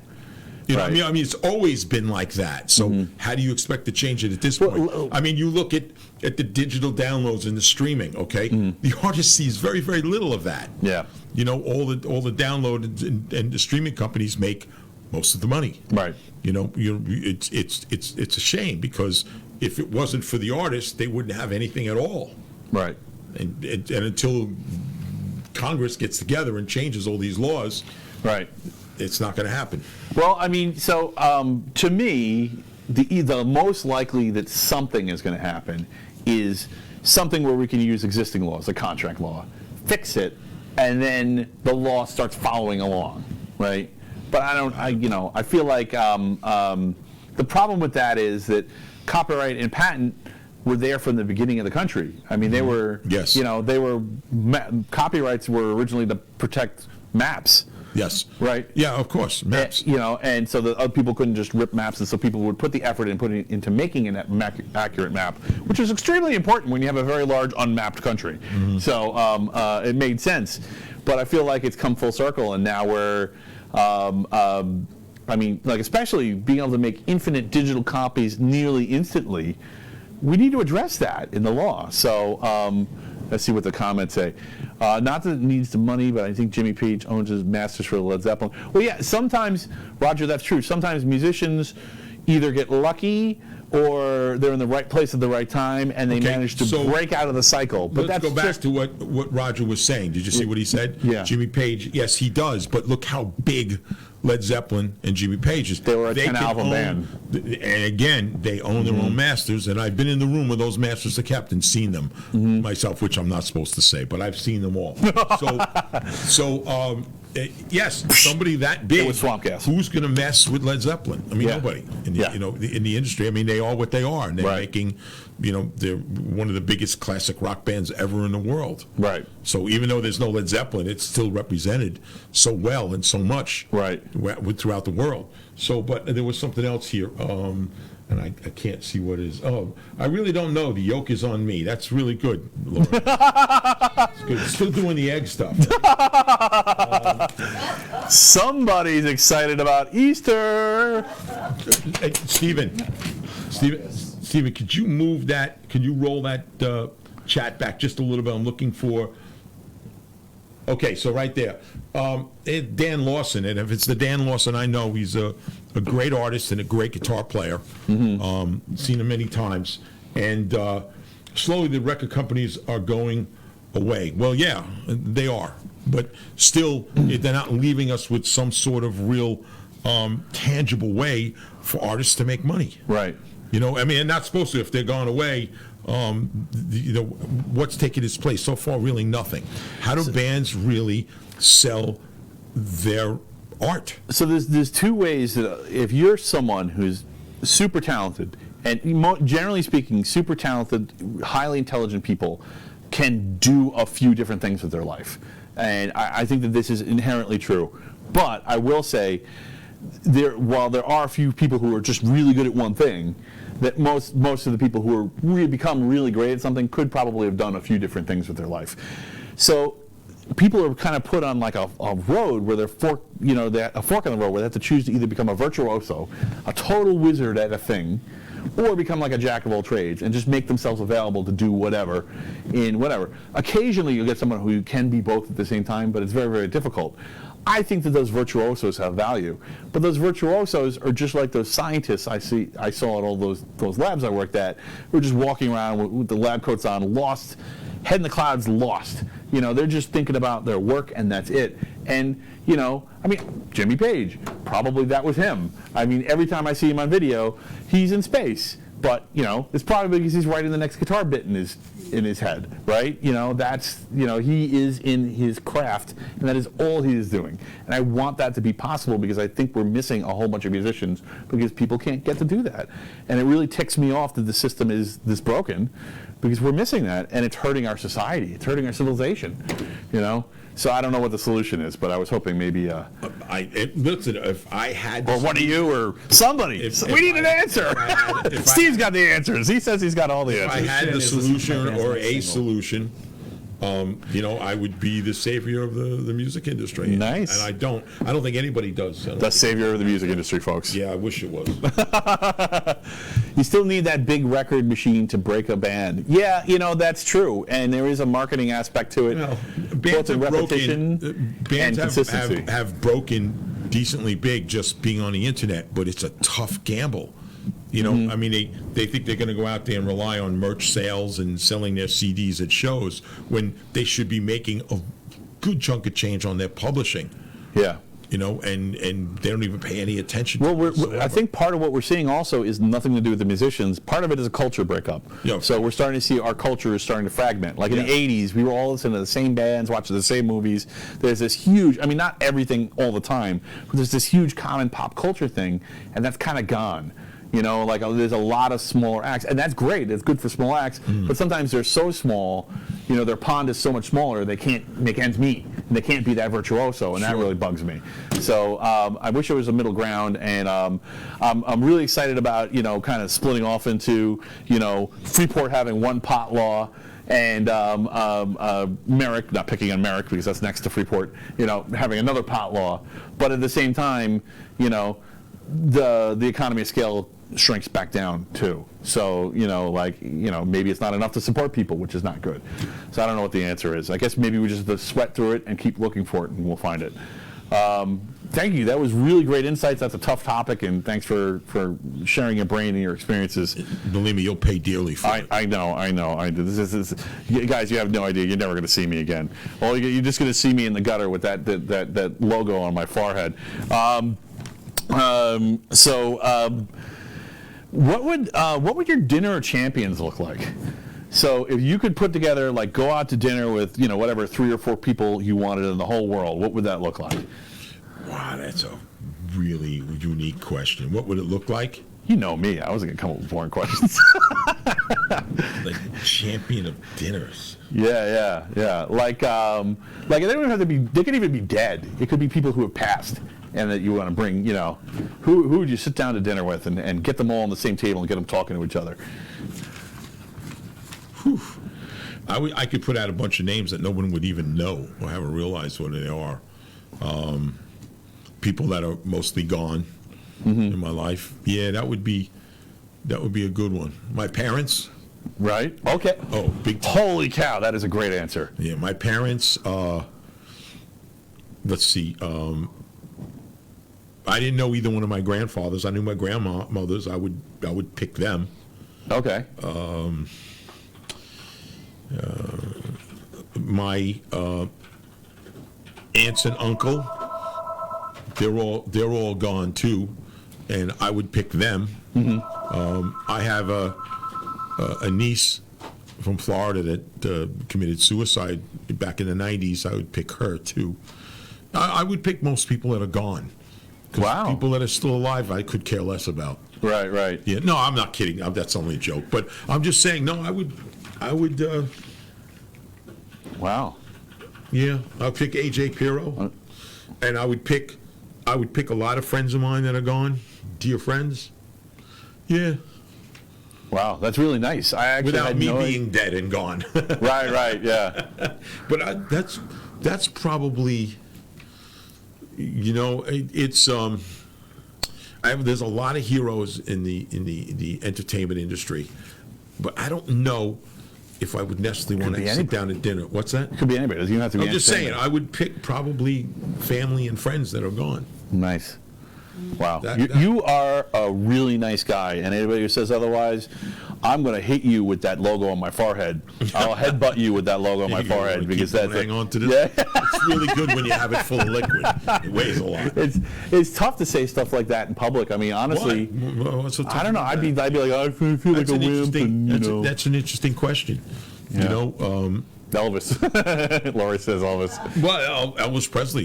I mean, there's people I would want to meet that, you know, but I always find that, and here's a big one. Let's check this out. I always found that, and not always, but quite often that I would meet people in the music industry or the entertainment industry, entertainers, and I would be disappointed by how they are. Mm-hmm. So I would probably pick people that I know. You've already met, and you know how they are. Well, people that I truly miss. Right, yeah. Yeah.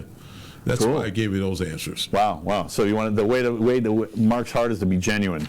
None of that fake smoke blowing stuff. I mean, yeah, it's interesting. Unless you're me, then around the guys in my band, TS, we still talk about Marty Roth. He was a dear friend of mine, and JJ French's, and he's gone. And a very amazing, talented guitar player, Bob Gamm.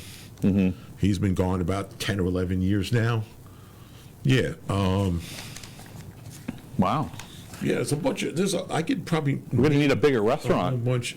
I was picturing a table of four. Right, I'm gonna need a catering hall. You know, a friend was quite a bit older than me who passed away from cancer, who was a dear friend, George, lived out in East End, Long Island. God, I could think of like a lot of people like that. Wow. I wouldn't waste it on the living. Interesting. Really cool. Yeah. Very cool answer. And that was not where I thought I'd go at all. Although I do have a weirdly apt follow-up question that I'm just going to bump forward. You know, let me add one thing to that. Yeah. You know, recently we lost some people in the music industry, like Eddie Van Halen, who I didn't know well at all. I met him a couple of times, but we lost Leslie West, you know, who I was quite friendly with and toured with. Right. And it's funny that it's ironic that Laura sent me a photo of me and him playing together with Joe Franco back in 1987, I think, in Connecticut at the Toad's place. So he was one of my heroes that I met that I would like. I saw a video of you playing with him in He was- 87. He was one of my heroes that I met, and he really, truly was a hero of mine. And that was unbelievably satisfying, hanging out and meeting him and being friends with him. Right. Leslie West, yeah. Yeah, that was Mountain, right? That was Yeah, Mountain. Mountain, yeah. So if you don't know what band we're talking about, go Yeah, look up Mountain. Leslie West at a Mountain. Type Mountain into YouTube. You'll go, oh, yeah. Yeah. You don't know. So what do you think that David Bowie passed, or did he just descend and he's really an alien? You know? Wow. David Bowie, huh? You go from a question like that to David Bowie? Yeah, man. I'm David wondering. Bowie You know, was this truly theory talented and is loved by that a lot dude of from people. another planet? Why would you say David Bowie? I don't know. I'm curious about Does he David. seem that weird or something? To me, that's Elvis, right? Because to my age group, that's Elvis. David Bowie's got that level of talent where, you know, and like Oh, he was certainly unbelievable, amazingly talented Right. person. Yeah, absolutely. right. But to think that he's really an alien, I don't know. you know, did he go someplace else? Did Elvis and just David messing around, Bowie? man. I mean, listen. Did Elvis and David Bowie decide that they really are aliens and they wanted to go back home, so Yeah. they faked their death and they left? Well, if we're gonna do that, why stop there? Why not Peter Steele? You know, that guy went way too soon. Yeah, you know? exactly. So, you know, man, I want to visit that planet. Yeah, Ziggy. Yeah. All right. So you know, you really shook up my brain. what News. news? Two pieces of news. Two pieces of news. First one's less important. LG Okay. is rumored to stop manufacturing smartphones. Okay. What? Yeah, That's pretty big. Okay. That is very because what's it called? Supply chain or just not? Smartphones aren't selling well enough. That's not they're constantly losing money on it, and they're making budget phones that are selling more than their flagships. Oh, Wow. They're like right now the LG V70 should be out, and they didn't even announce anything. And I have a possible cell phone thing next show, by the way, so I'll bring it up. They didn't say they didn't specifically say that they were going to that they stopped it, but it seems like that's heavily likely. Mm-hmm. Also, Coinbase's direct listing on the Nasdaq is planned for April 14th. Oh, okay. No. That wasn't announced today, right? Looks it. That's an April 1st. Come on, guys. Noobs.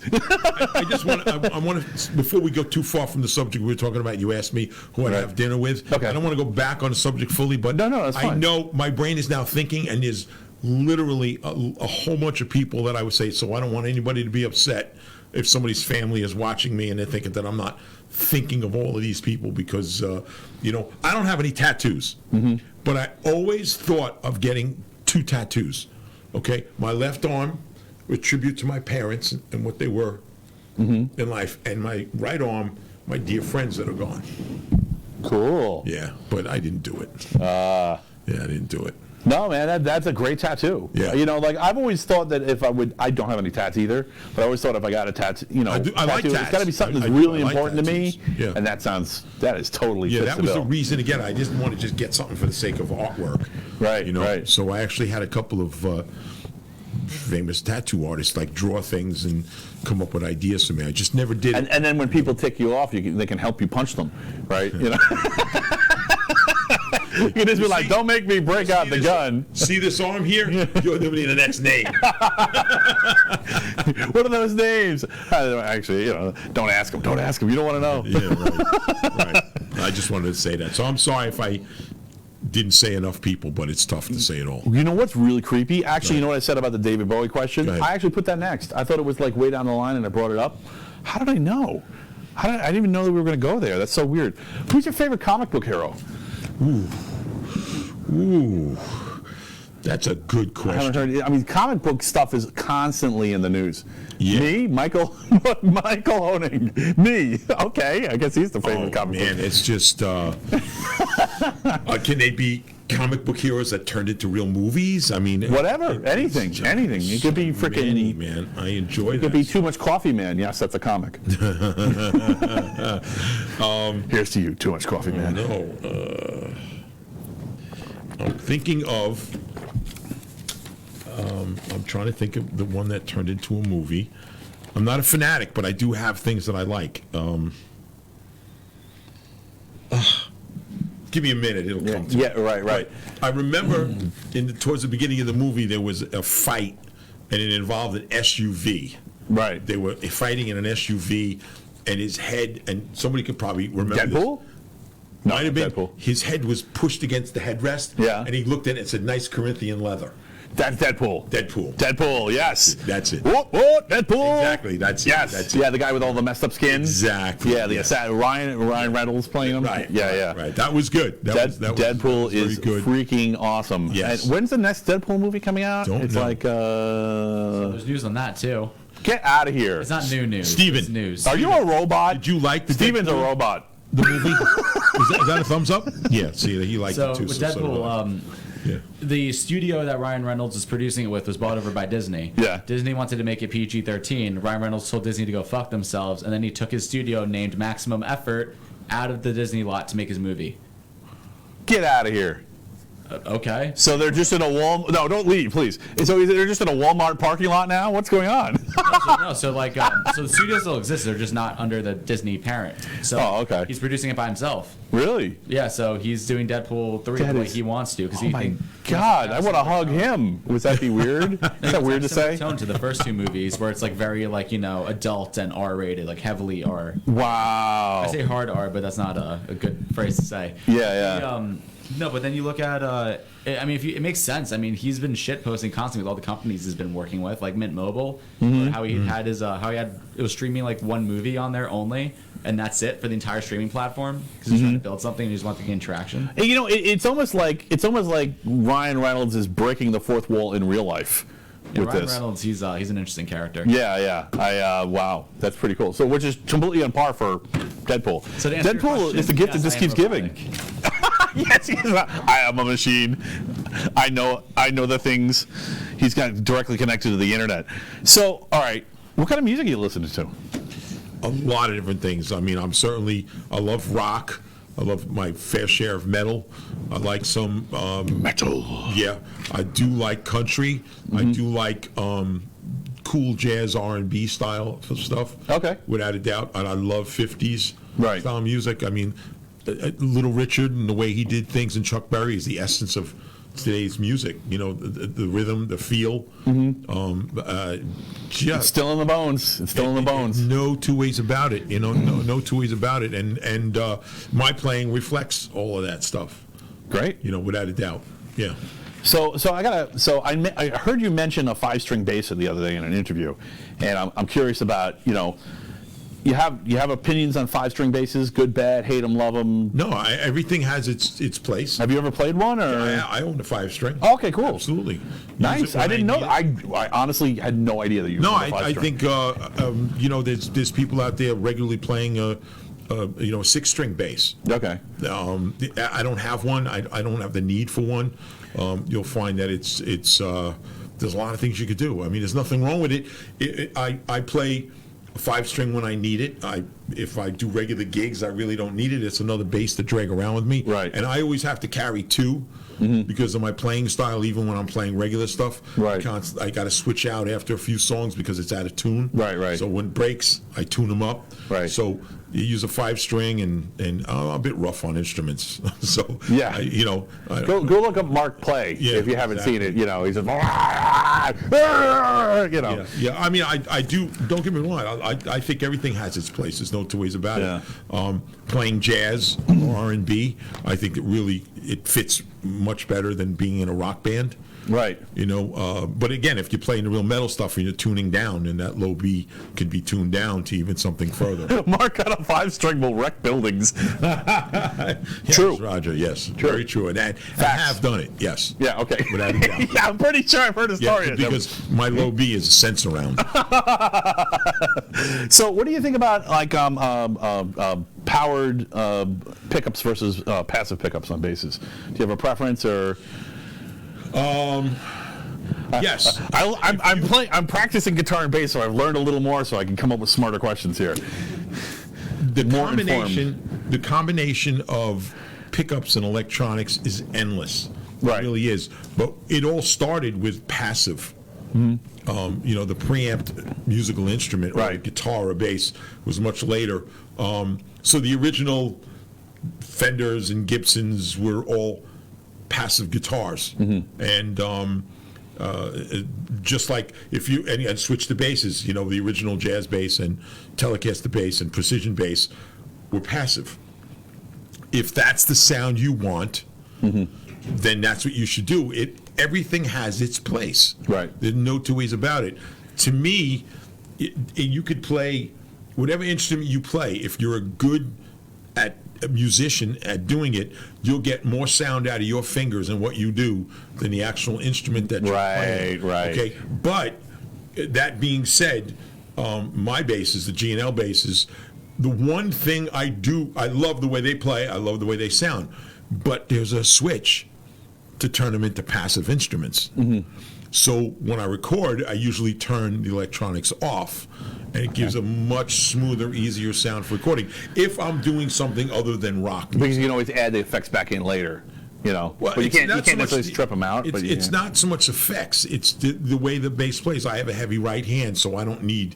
I mean, when I have the preamp on, and you take the output of the bass, the output, and if you could strip those wires, what comes out of my bass, you could weld with it.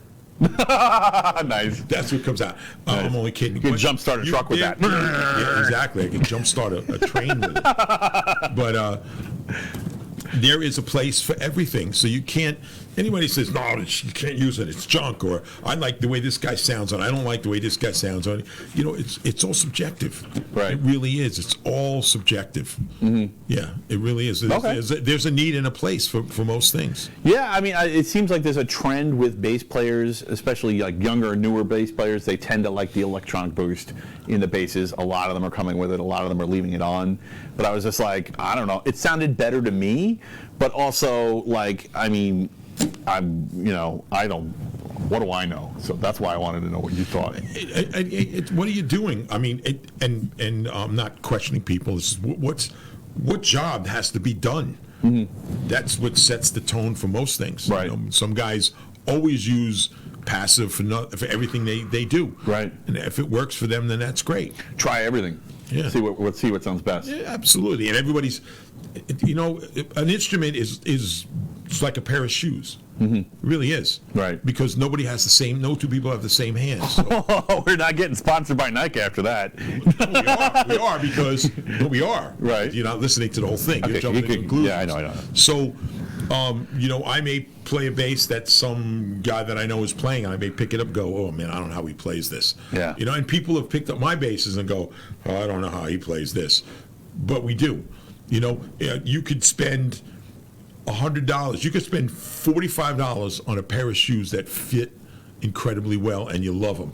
And then you can go some fancy shoe, and there's only 10 pair of them made, and they cost $850. You put them on your feet, and your dogs are you're yiping. They hurt after 20 minutes. Right. So, it's the same things with instruments. It's as long as it's a quality instrument, and you play, and you're a good musician. It's a good fit. Yeah, a good fit. Man. You set it up right. That's it. I'm sure. And it's what you want to do with it. There you go. Roger Peterson. I knew he was going to say something good. All about what works for you, your musical expression. Right. There you go. Well, my musical expression is not using batteries on my guitar. Right, so you have electric, but then you just don't put batteries in it, so it sounds weird. They're all passive. They're all passive. Okay. I don't mess with active See, pickups. he's one of those people who have opinions. But that's what works. That's what works for Steven. Yeah. Yeah, that's what works for him. There's nothing wrong with that. that. I don't know. It sounded richer to me with the. I've got a 5-string at home that I was just playing with. I know nothing. All right, please stop. But it did sound richer with the electronics on to me. On. That sound on. Yeah. Okay. Well, Yeah, and if you have active again, it's pickups. all subjective. It's what are you looking for? How do you want it to sound? What should it do? What about this day and age of modeling? Not like clothing. I'm talking about modeling in an amplifier or for a guitar. Because these day and age, you could take a Strat and make it sound like Leslie West on steroids because of modeling and stuff. So at this point, you can play just about anything and make it sound any way. Right. Also, modern metalcore bands. That's true. Use, that was kind of my point before. modern metalcore bands two use ways about it. coil-tapped passive guitars. What was that? Modern metalcore bands use coil-tapped passive pickups because it gives a tighter sound, so they can do like chugs easier and like polyrhythms and all that. Yeah, that makes you probably want the attenuation faster. So that I would probably say safe to say that there's much I sound more like a music active. snob. I think more people play active electronics on a bass guitar than a standard 6-string guitar. I think so too. Yeah. Yeah, I think so, absolutely. too. Guitars, it seems like people are going mainly Strat, mainly passive these And days. they usually use some sort of pedal to Right. Whatever. or Just do modeling your to thing. do I'm their not saying you sound. should Yeah. do that, but Oh, absolutely. No, it's all subjective. Just Yeah. because it might work for Steven, it may not work for someone else, or vice versa. right. Actually, the clarity of passive. Yeah. If you have more clarity, you have more to work with afterwards. Yeah. Well, also the tones are much higher too. Sometimes it just gets real muddy, but it's just maybe that I suck. Don't play and drop I might- sharp and you're good. I would go with. For some reason, when I smash the bass on the table, it doesn't make good noises. I'll tell you what. I would go with that. You suck. I suck. I definitely suck on bass. I can't even make a good counter joke with that because it's just modeling is cool because there's nothing like turning a Marshall on 6 and blasting through the speakers to get that tone. Yes. Yeah. Okay. I see that. Only 6? Roger doesn't want to say, but his Marshalls go to 11. It depends on your neighbors. Yes, my. Go to 11. Well, we're gonna have to make one that goes to 12. All right. So let's see, where are we going with this? I was so engrossed in your topic. This is what you can't do as a host. Actually, that's a good question for you. What has been the least expected thing for you hosting shows? Like, what did now that you've been hosting shows for a few years, what did you not expect to happen? So I'll give you an example. For me, I'm tired of hearing myself. I'll try to watch my shows afterwards and see how I mess up. I got news for you. We're tired of hearing you too. Oh no. Yeah. I knew he was going to say that. No, it's true. No, but he's right. I got to say that I watch all of his shows. Well, why do you think I have a guest on here? Because that way I can just be like, I can cringe and hide, and he does, No. and everyone's like, wow, Mark is amazing, and they forget I'm here. You have changed quite drastically since you first started to do it, and you're handling it much more professionally, in the recent past. It's the than you papers, have. just rustle the papers in Letterman style. Thank you so much. That's Give a really me a good compliment. I Take know. it because it's not going to. I don't want to make them uncomfortable. You know, like, wow, look at Mark lie for that guy. He's that's that special needs host. Yeah. So what was the biggest surprise for you? Like hosting shows. Was there something that really like, wow, I didn't expect it to be like that? Is it keeping your guests sober? Is it getting them to show up? Is it scheduling? Is it something with you and how you? As you go along from when we first started, Laura, we started about 3 years ago, right? That's about right. So as you go along, you get better guests, and the guests are better at being guests. Well, as you go along, and quality guests. I can't people. say there's been no embarrassments except for me being on this show. A new low. No, that's I'm fine. kidding, guy. I'm Whatever. kidding people. But in any case, no, I would say that as your guests go up in their quality, in the beginning, I was, and I can't say that I didn't like anybody that I had on the show, except for maybe Russell.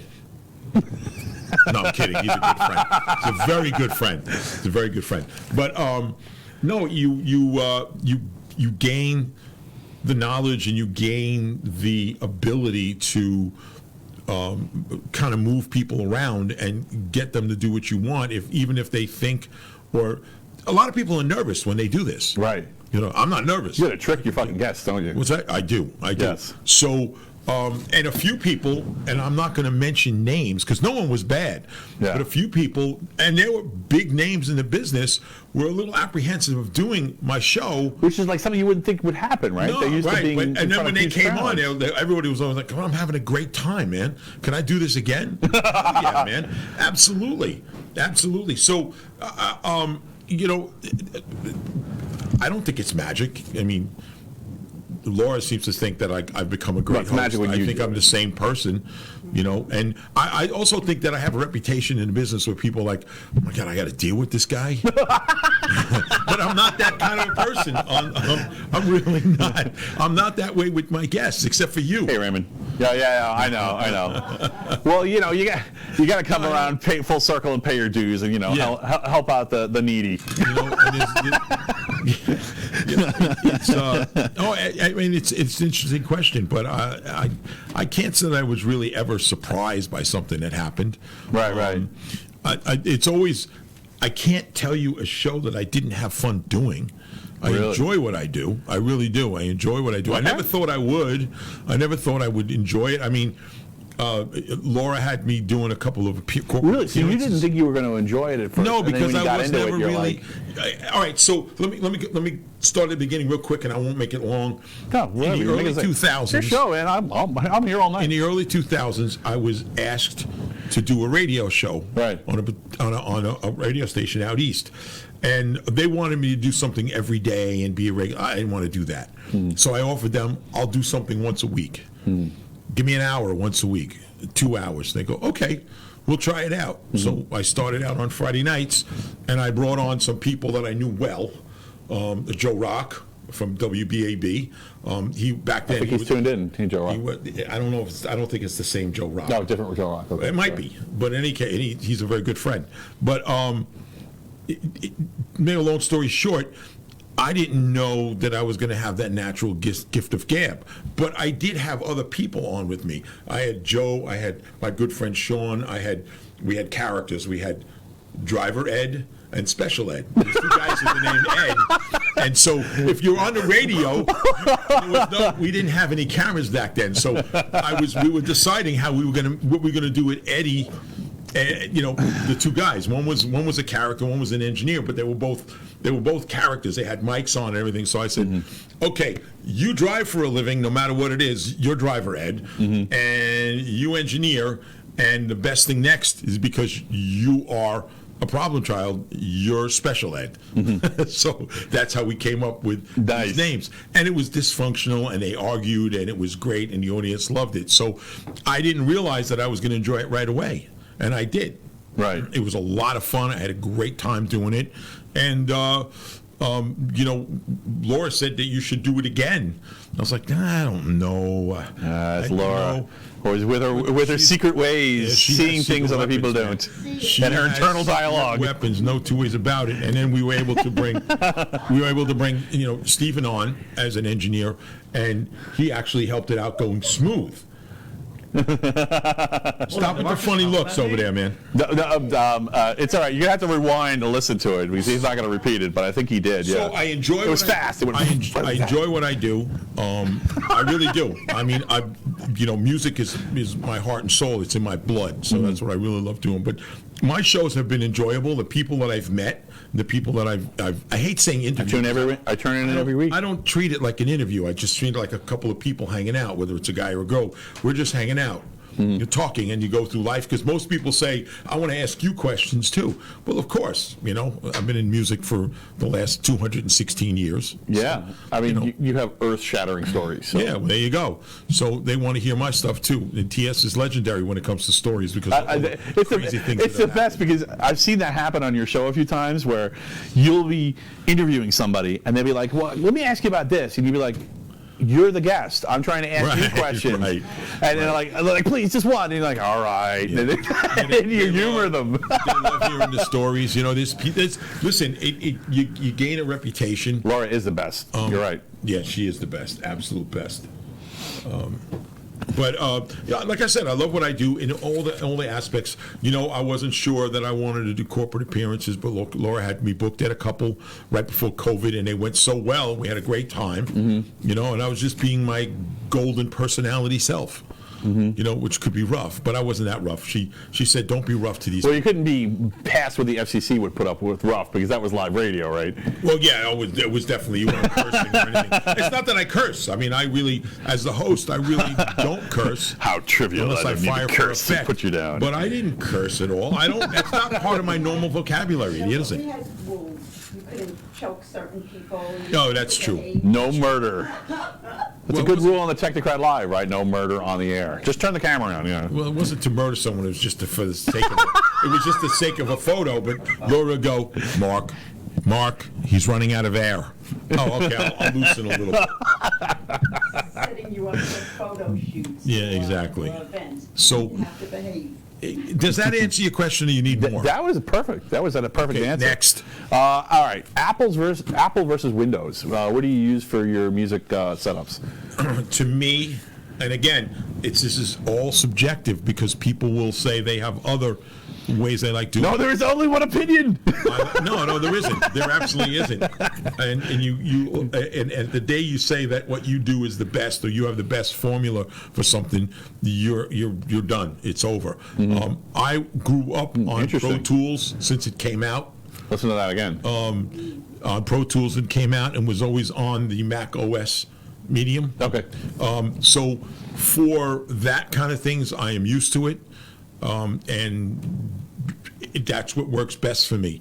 I have recently, actually, I know Steven doesn't like it, but I've actually, because of Steven, started using Cubase on my PCs. Okay. Which works out well. It's actually simpler and a bit easier to use. Steven was right. The workflow was so good. Not that I have any problems using Pro Tools, because I've been using it forever, so I keep up on it. Yeah. But they both a Mac and a PC have their places, and I think that for as I've seen it, editing and video editing, the Mac beats everything. Right. Because of the software, not because it's a better computer. Right. I mean, I have an iPhone on my hip. I think it's right here in front of me. I think it's the worst phone I've ever owned. Okay. Yeah. I mean, I'm not trying to be anti-Mac, but I think it's just doesn't do the job for me. Right. Some of it's like a left brain, right brain thing too. Just how you think about the computer. Yeah. I don't know. Is it a computer? Is it just a No. It's really bad, huh? It's just, I don't care if my phone's connected to my computers and everything like that. I want a freestanding item. I don't want it to be affecting anything else. But, I find that, and again, I don't want to put it down, but when I needed a new phone, because I made my last Android phone, I had made it last perfectly for 8 years. Nice. Kept it running. change the battery when you're not supposed to change the batteries. Nice. Open the case, battery in it with the credit card and the guitar picks, trying to get the case open. Yeah. Oh yeah, I did the whole bit. So, and it worked for a little over 8 years until the battery shorted out and destroyed the phone because I dissected it. Nice. And it was burnt. You could see things that were burnt in it. It's not done till you smell the magic smoke. Oh, I see. When you opened it, you smell the magic smoke. It had that now there's a metal song for you. Yeah. Smell the magic Smell the magic smoke. On the water. It's New York But City. yeah, when you open the phone and you smell that and you see all the burn spots. Okay, I was just curious of which one you use and if you were like particularly attached to one or the other. But it sounds like it's just software driven. I want to run this. It runs on that. I'm going to run that. Yeah, pretty much. I would say so. Yes. Yeah. Okay. Okay. Does that help you out there? Some people are religious, man, with the operating systems and the computer platforms. They're like, they put it on their shield. They put if you and I suit were of really armor talking, on. if you and I were really talking about doing some serious computer stuff, I'd be Linux. Yeah. See, right, there you go. there. Yeah. Yeah. Honestly, I believe it or not, I have not played around with studio software in Linux. It is on my bucket list. So I've never tried it. I can't imagine it being that bad. I mean, Linux is amazing. Especially when it comes to I knew I was going to get him started. Stability and I mean, like, I'm a power user. If you're not a power user, you probably don't care. But if you are a power user, if you want to get the most out of your computer, right. You set it up 99% of the time, it just doesn't break. No, and that's not true with Windows or Apple. No. Apple, it tends to be the apps that break because, of course, the whole platform from the every circuit on the board all the way up to the operating system is tested together. Yeah. So it tends to be more coherent. But then the apps are just all over the place. Yeah. And in Windows, it just tends to be a piece somewhere in the chain that's broken. Yep. But Linux, there's so many people testing so many scenarios. It's super stable. I agree with you. Yeah. It's the first time we agree. Linux, people, Linux. All right. So, I mean, once in a while. It's Linux or nothing. David Lee Roth was the worst radio host. Yeah, he was okay. Anyway, carburetor or fuel injection, what do you think? What's your thing? It could be manifold, could be heads, could be in the carburetor injection. Okay, so what do I think? And I'll give you an answer on that one. I'm going to keep it short because I could really talk on this quite a bit. I grew up making cars go fast with carburetors. However, with a freestanding fuel injection system, unlike what we have on our modern day vehicles, which is hooked up with all kinds of emissions and everything like that, with a freestanding electronic fuel system. So a freestanding ECU. Exactly. Just for the engine. Just for the engine. Nice. I would say that I would go because it really reads it well, and you can get some unbelievable performance out of it. Whereas a carburetor is just going to do what it does. You can't change it for. You can rejet it for altitude or temperature or things like that. But now you got to open a carburetor and jet it. Yeah. All right. That's your back's going to be killing you because you'll be leaning in the hood all day long. All the time. But I for driving an everyday car, even a car that goes fast, the freestanding fuel injection is the best thing to do. Yep. How's that for an answer? That's a perfect answer. I wanted to keep it short. That's the right answer. Everything else is wrong. No, actually, no, I'm kidding. Lori? Was that a good answer? Carb, absolutely. The great thing about carbs are they're simple. Diagnosis no is two ways about it. literally, okay, it's not working. Pour some gas in there, pull the throttle. I have a Do I spark? Yes, okay, I have it's a got to small block work. Chevy. I'm in the middle of the building now, and it's going to have a carburetor. Oh, okay. What kind of compression are you doing? I'm not going to say yet. No, he's not going to say yet. Make it work first. If Mark bets you to a race, you might want to think twice. Yeah. No, I don't think it's going to be that crazy. I'm Okay. just building it for go fast. Oh, it's a street car? Go fast reliability. Right. Yeah. Okay, cool. Yeah, because when you start getting to things that are really crazy out of whack, you break too many parts. Well, I saw a really great. I'm on a couple of car forums online, and I saw a really great quote from a car dealer down south. But I think it's absolutely true. Someone comes in and they say, I want to go really, really fast, and then they're like, well, how fast do you want to go? Because it just goes exponential after a while. Sky's the limit with today's technology. Right. Sky's the limit. I couldn't believe when I had Jonathan on here talking about 6-second cars in his shop. I'm like, I thought they were just a myth. No, you know? no, absolutely it's crazy. not. Yeah. I mean, look at the hot rod thing 30 years ago, and look at it now. You have all these guys who have taken our common, everyday imported vehicles like Hondas and Subarus and everything, and they're getting, at a 4-cylinder engine, they're getting 600 horsepower out of these things, 700 horsepower, with technology and tuning. Amazing stuff. So do you curse at your gear when you're fixing it? Do I curse at it? Yeah. Like I swear like a truck driver when I'm fixing an engine. I'm just like fucking knuckles, smashing into stuff and, losing parts and bolts are falling through things. And I'm like, God, fucking. I sound like the answer is never, because I know what I'm doing. Okay. Yeah. So that's what happens when you know what you're doing. No. I'm thinking of the correct word. You don't sound like I'm not a novice. Right. I'm not a novice. Although people wouldn't understand that. I mean, I feel like I'll look like a novice until I curse, and then it fixes it. Like all of a sudden, everything's working. I don't know what it is. Like, there's other things that I would get angry, Laura, that I would get angry at and curse and break and stuff, but not my automotive stuff. Okay. All right. All my music. I can't fix anything. It's like I can't fix a computer until I bleed on it once, even if it's just a little drop, like a little right. The case is like you got to bleed on it, whatever it is, once, and you got to curse at least once, and then it's like, okay, you have paid your dues. Now I will work. And you got to leave the case off the first time you run it, or the hood open, or something like that, to make sure. I mean, isn't it satisfying to do stuff with your hands? Love to do stuff with my hands. I mean, I feel like I feel do. guilty sometimes because I'm like, it would be so much more efficient to have somebody else do this for me, but I just love doing stuff myself. It's almost like a drug. Doing it, it's the trip there, and it's the end result. If you get the end result that you want. Yeah, like this is mine. I did this. No one can take it from me. I accomplished it. I was talking. We got into this a little bit with Mike on last week's show from Tales, and we were talking about the satisfaction of putting a fence in. It's so stupid. It's not like it's like deep.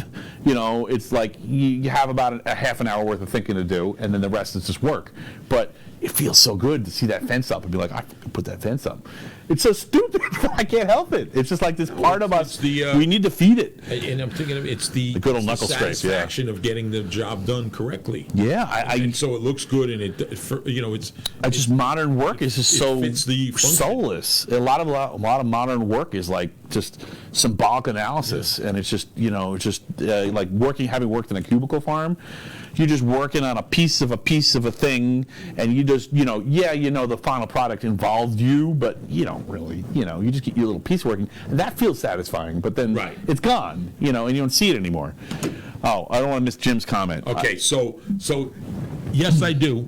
It is currently in a 65 panhead swing arm frame. Yeah, 65. It's the frame that had the little drop where the seat is. I believe it's a 65 panhead frame. Yes, been together for years. Still has the same 4-speed transmission behind it. It looks good. Everything is good with it. Yes, Jim, I do have it. Thank you. And remember, I kept asking you to find the swing arm frame that went with it, and I guess you never found it for me. But I appreciate it anyway. And yes, please say hi to the good old boys at KFK, without a doubt. And I don't want to miss Jim's other comment about, a 471 cubic big block Chevy. Nice. That is awesome. Well, 8 to 5. Jim's also a motorcycle hot rod car guy. Nice. Yeah, without a doubt. Has now a lot of knowledge. A lot of knowledge on this stuff. Yes. Yeah. Of course, I probably ruin everything, but every time I see something like that, the first thing I think is blower. Yeah, I don't know. I'm just a fool. I love force production, man. I love, it's just that sound, man. Especially with a rumble. A more amount of fuel air mixture pushed into the motor, man. It's like music. It's its own music. It's like an instrument, especially if you built it, right? And when you hear the whine too. Yeah. I liked when you used to see some of the movies like. Remember the first Mad Max movie where they actually had a clutch on the blower? Yes. And you flip the switch and engage the clutch. No, I don't think that happens that way. And all of a sudden he's pinned in the seat. Yeah. He's accelerating. Yeah. That's awesome. Great stuff, right? That's really good. Hey man, Mad Max is the best world that will never happen, and I'm kind of glad that it won't because I don't really want to eat dog food. Jim, go find Spanky and get that frame back, please. What was it? Oh yeah, have you ever taken a helicopter to a show? Have you ever had a last mile delivery of Mark Mendoza to a show in a helicopter? That's a good story. No. I don't know of any story. I literally am doing this blind. So I'm trying to think. Been on plenty of helicopters. Okay. But not going to a show that I can remember. You have a good helicopter story? Because they're looking at me like there's a good story in the wings here. The helicopter story? Is there a helicopter story? There's multiple helicopter stories.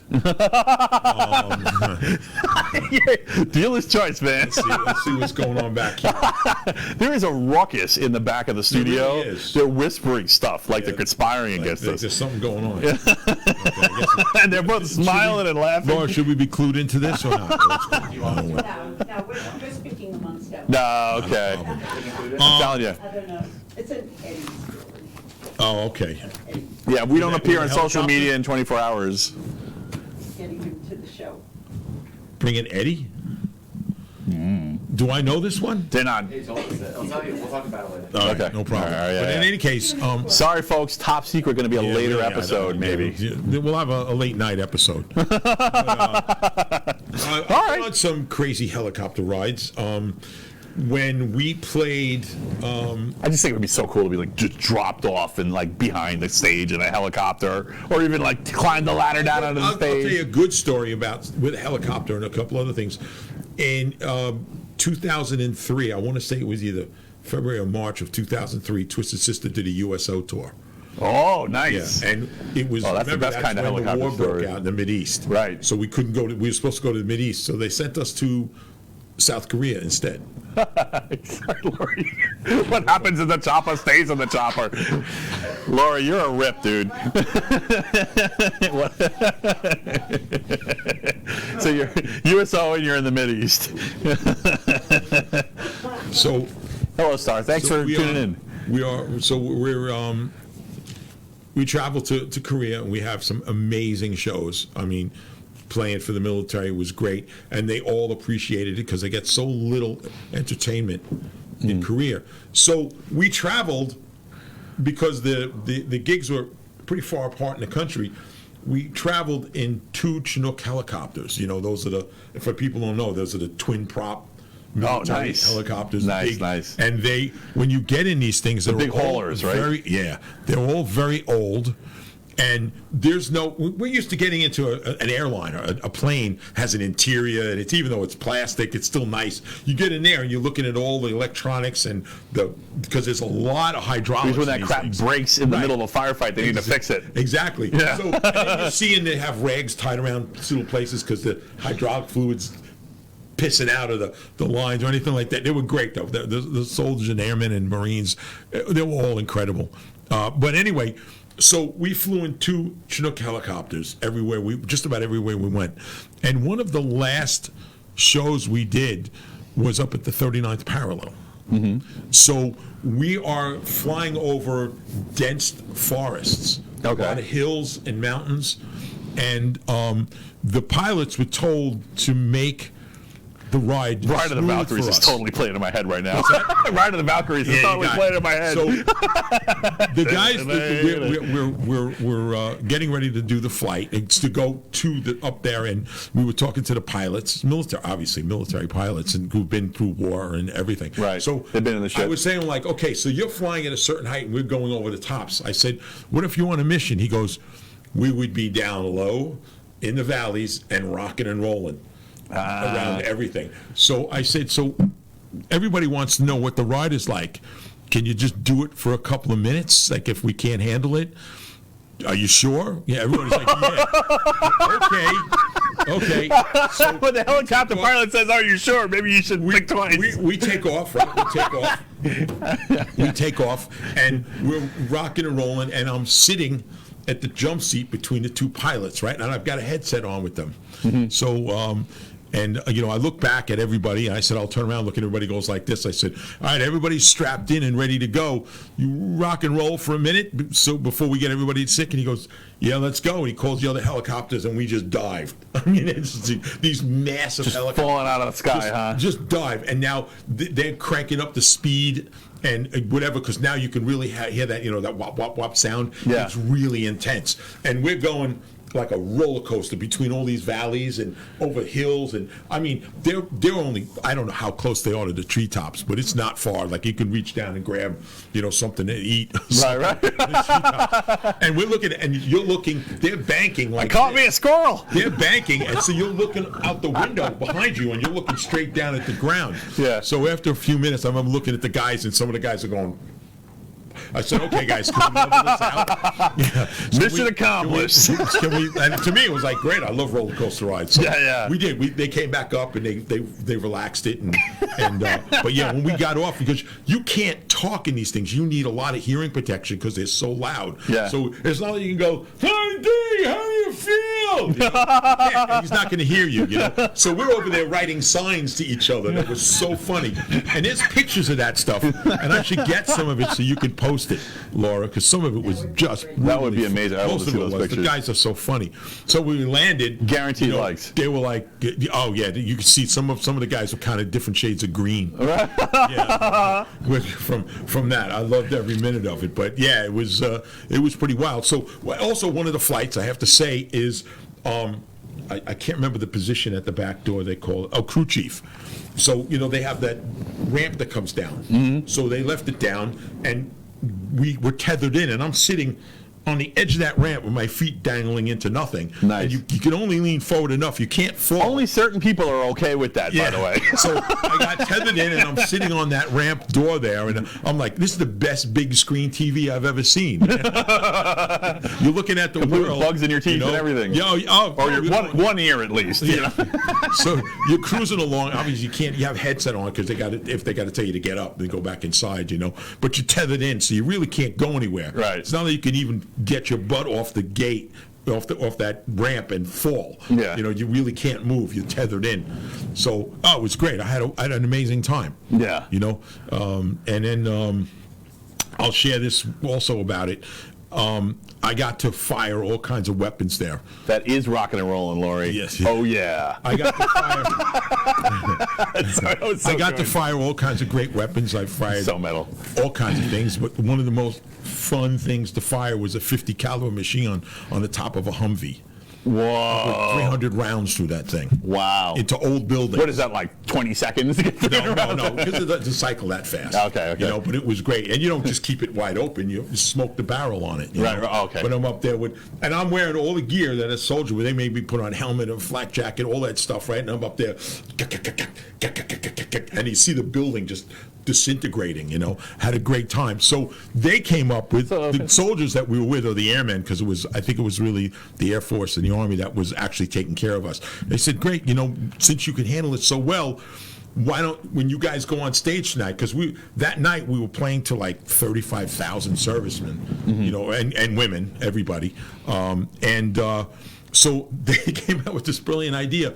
We'll put blanks in it with a fake barrel, because you could fire blanks out of these things. Just the shells fall down. Right. And a flame about 8 feet long comes out the front. Nice. So right up to the stage in this Humvee, all right, and fire over the heads of all the military people. I said, what are you, nuts? They're going to shoot? No, you're going to watch 40,000 people hit the ground.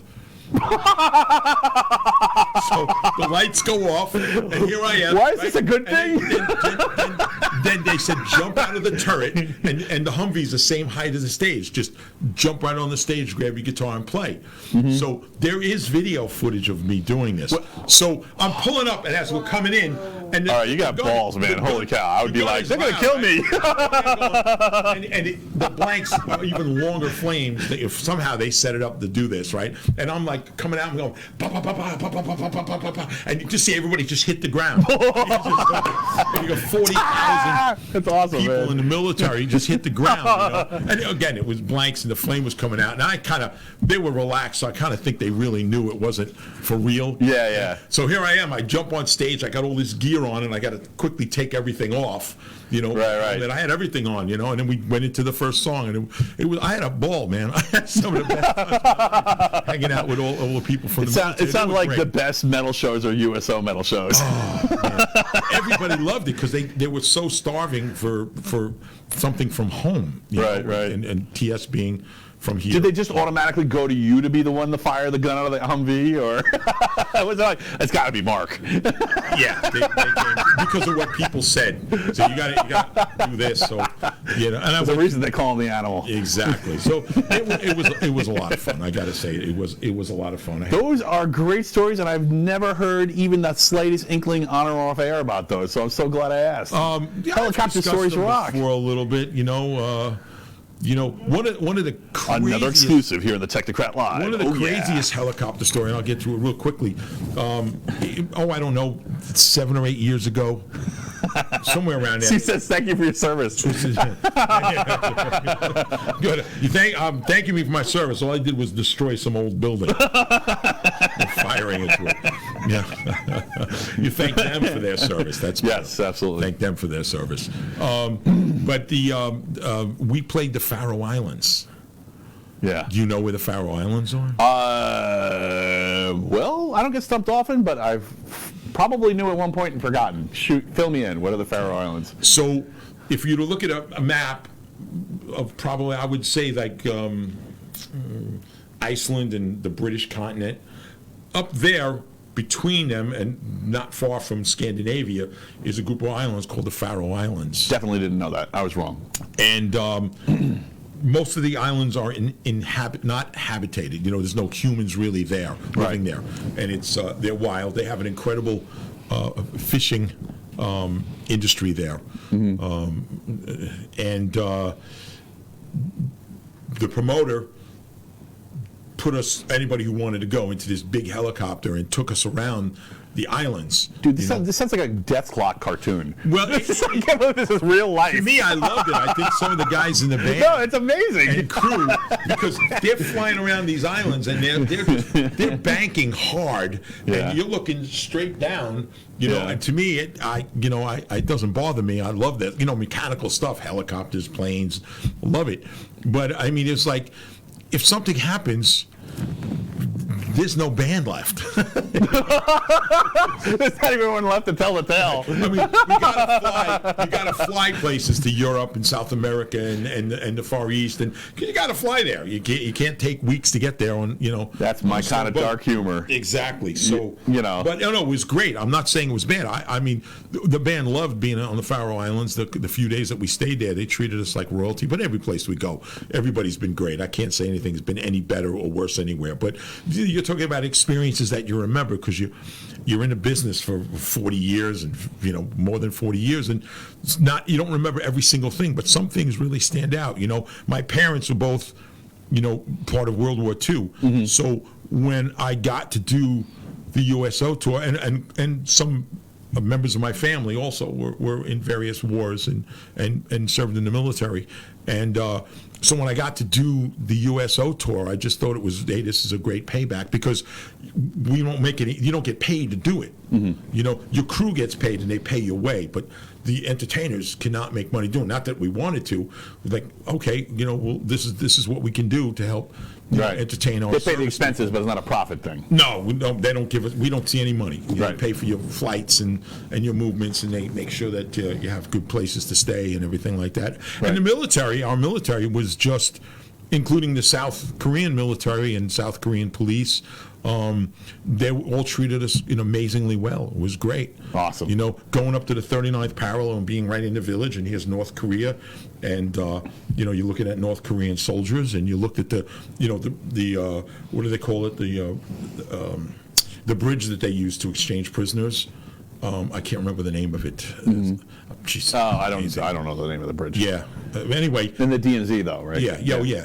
And AJ Pirro played golf, and so he golfed in the most, and it was on the cover of Sports Illustrated a few years ago, the most dangerous golf course in the world. Really? Because when you tee off, you're teeing off into a minefield. Exactly. So you're not playing the ball. That's So a minimum wage I have to dig them up. I'll dig up some golf ball photos. Zamboni nightmare. Oh, yeah, exactly. Zamboni. I'll have to dig up the photos, and I'll have you post them. I have the photos from that stuff. But I feel like a meme coming on from that one. It was an amazing experience. It was an incredible experience to actually see things that you learned about when you were in school. Yeah. Social studies and history. Just amazing. Yeah. So, that stuff is burnt into my memory. Those are great stories, man. Yeah. That is really good. So, yeah, I don't even know how I could possibly. I almost want to end it here, but if you want to keep going, I got more for you. You want to keep going, or are you done? Hit me again. Hit you again? Hit him again. We're going to keep going. My brain's on. I mean, if anything, I feel more awake than when we started. I mean, it's like... That's not what you seem to me. Yeah, I know. Well, Yes, you could say he's awoken the animal. what was that? What was that movie where they were doing Quaaludes? Was it The Wolf of Wall Street? No. Yeah, I think it was. Vegas? No. They did a whole bunch of Quaaludes, and then they drove their Lamborghini from the club back home, and they thought they were fine. They woke up in the morning, and the Lamborghini's completely trashed. They thought they made it home without hitting anything. Yeah, but those guys. That's the difference between how everyone's seeing me and what I think I'm doing right now. Everything's in slow-mo. Too much coffee, man. All right, so the next question for you is, I don't know what the fun bus. I wanted to ask you about the fun bus. I just have a few more questions. So you mentioned that there was a fun bus and a no fun bus on the TS on the when we got bigger and we could afford it, we had 2 buses for the band, and there was the no fun bus. Yeah. Which I don't think I should mention names. No fun bus. Yeah. I don't want Yes. anybody in trouble. That's probably where But I there would was be. the no fun bus, and I'll just tell you where I was. Okay, where do you think I was? I guess it depends on the day. Probably the no fun bus, but maybe the fun bus sometimes. Well, I was probably 99 9/10% of the time on the no fun bus. Okay. Yes. I would go on the fun bus if it was a short ride because nobody on the fun bus slept and the noise and smoke level was so bad. So it was Cheech and Chong. Oh, yeah. Exactly. So, Which isn't necessarily the band. It might just be the people riding with them. But on the no fun bus, it was like a library. Yeah. Yeah, I mean, it was quiet, it was dark, and you were like a mole. You went right into your bunk and went to sleep. Nice. Yeah. Yeah. That's kind of the differences there. Right. Yeah. So it's like an office. It was just, it was, with the schedule, the way everything went. Listen, the best Would people thing, switch back and forth as you went to rest stops? not really. Okay. Someone would be like, get me off the fun bus, it's too much, I need the no fun bus for a while. I need recuperation. No, the people who traveled on the fun bus stayed there because it was fun. All right. And the people. I like sleep. Sleep is fun. Well, I mean, if there's one thing or 2 things you should do at the same time if you're in a band or you're traveling all the time is travel, and if you can, sleep at the same time. Right. Yeah, of course. And that way you don't miss anything. Well, not only miss anything, you need rest. I mean, if you I've been back and forth to Europe so many times. Yeah, Laurie, we know you're on the fun bus.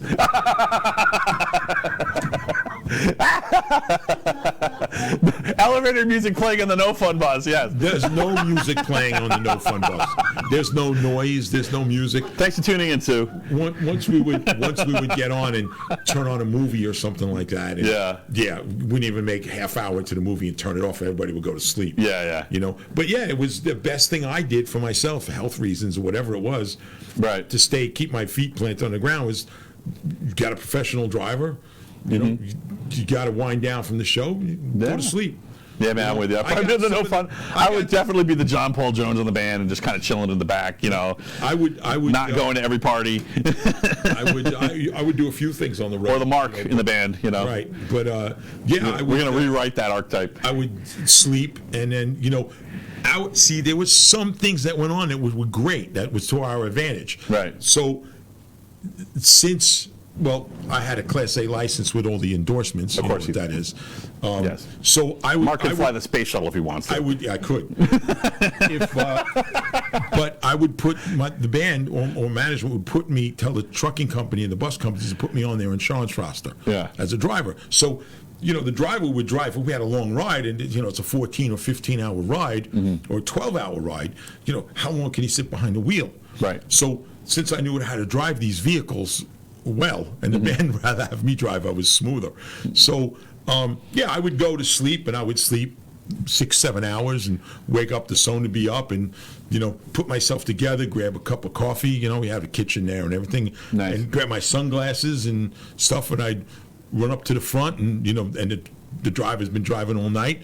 You do a flying change. Right. He stands up, holds onto the wheel, jumping behind him, go. So our bus never had to sit on the side of the road for the driver to rest. Nice. Never.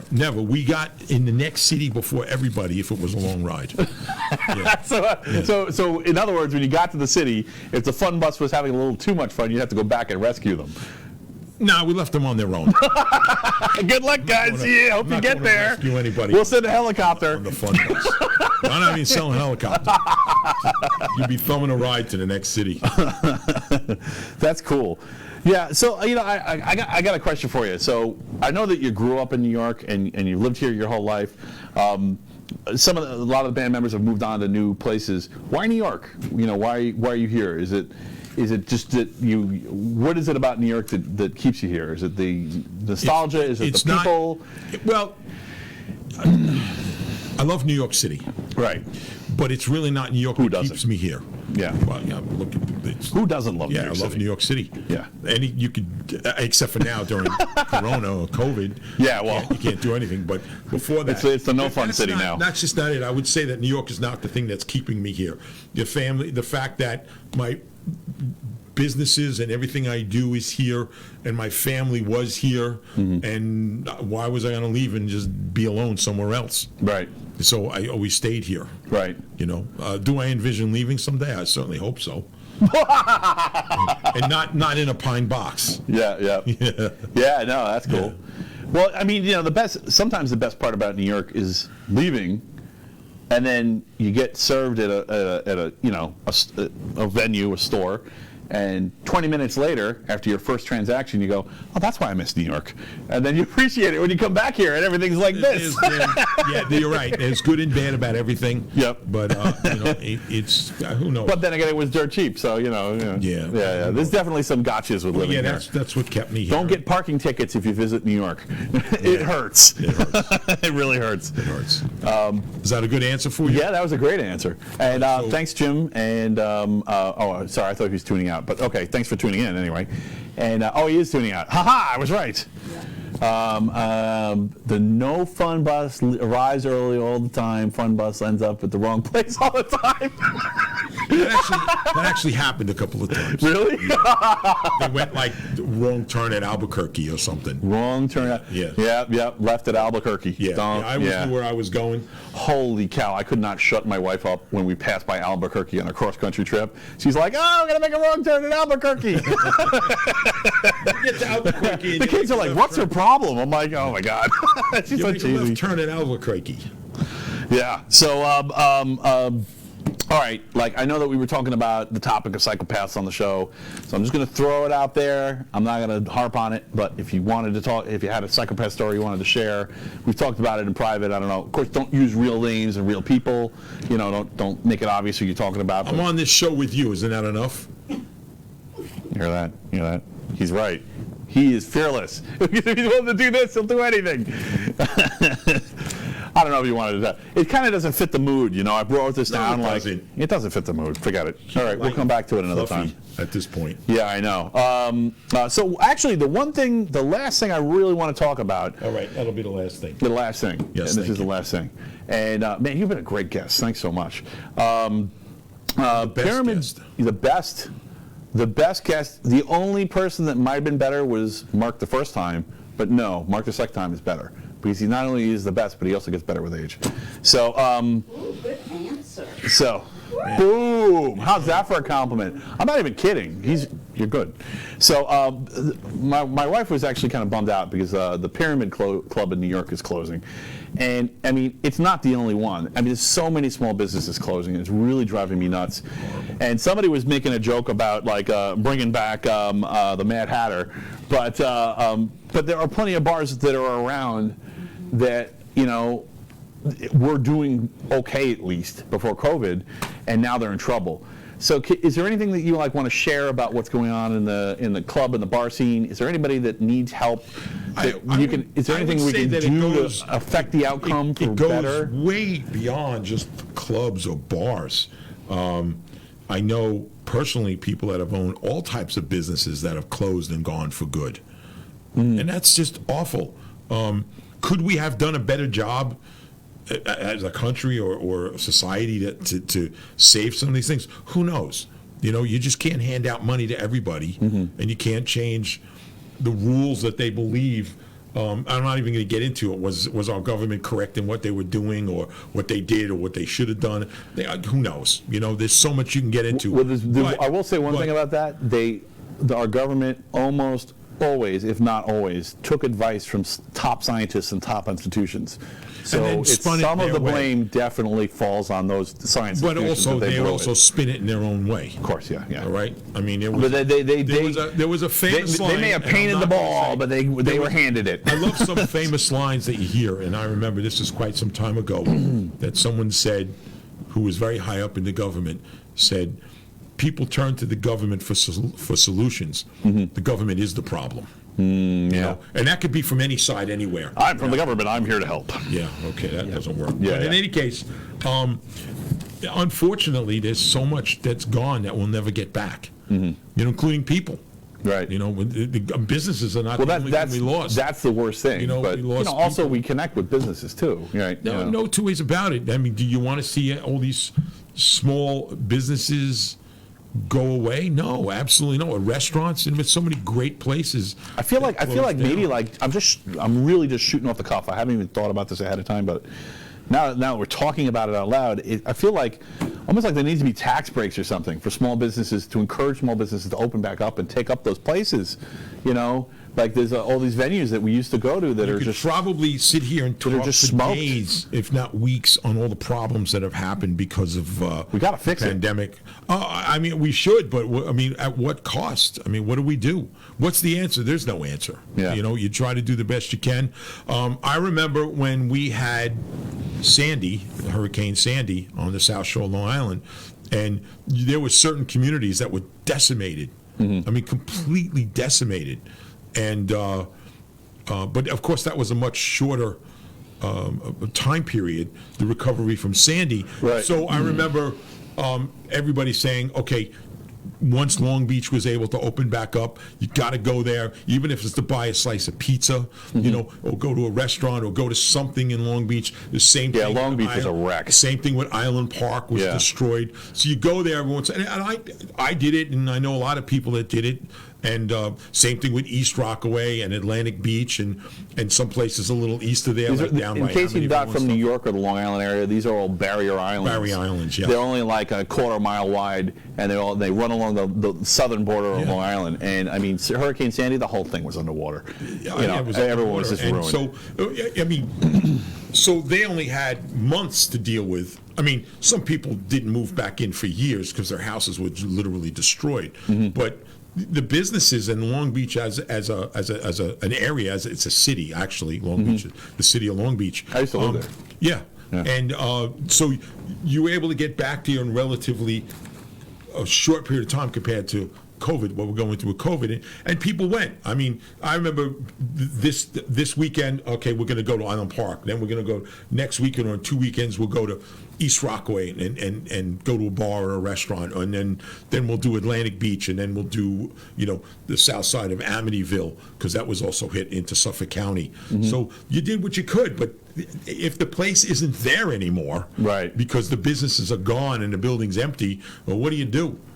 What do? You can't, you know, you can't do that. And how long can someone afford to pay rent in some of these places and keep the insurance going for their business when there's no income? Well, and you got to figure that a lot of places, when they were allowed to open a little bit, they did a lot of takeout. It still doesn't equal people coming in and sitting down in your establishment all the time, but it helped. You know, it still helped, but well, at least you have some kind of cash flow, and that was the difference with Sandy. 2 months later, as soon as they could fix the structure enough that they were allowed to let people back in, they got their cash flow. And back. you had the roads open and stuff. Right? Yeah. But I mean, the businesses haven't had cash flow in a year. Yeah, that's it's crazy. Rough. What's the answer? I don't know. The answer is to try to make sure it never happens again. Yes. Well, maybe that nanotech will make a difference, Who knows? I hope so. Who knows? Yeah, well, thank you so much for being on. This was an amazing show. Thank you, everybody, for tuning in. Enjoy it, because you'll never get it again. Yeah, I know. This was a one-trick pony. I was never going to get Mark to fall for this one again. But please like, love, and share this.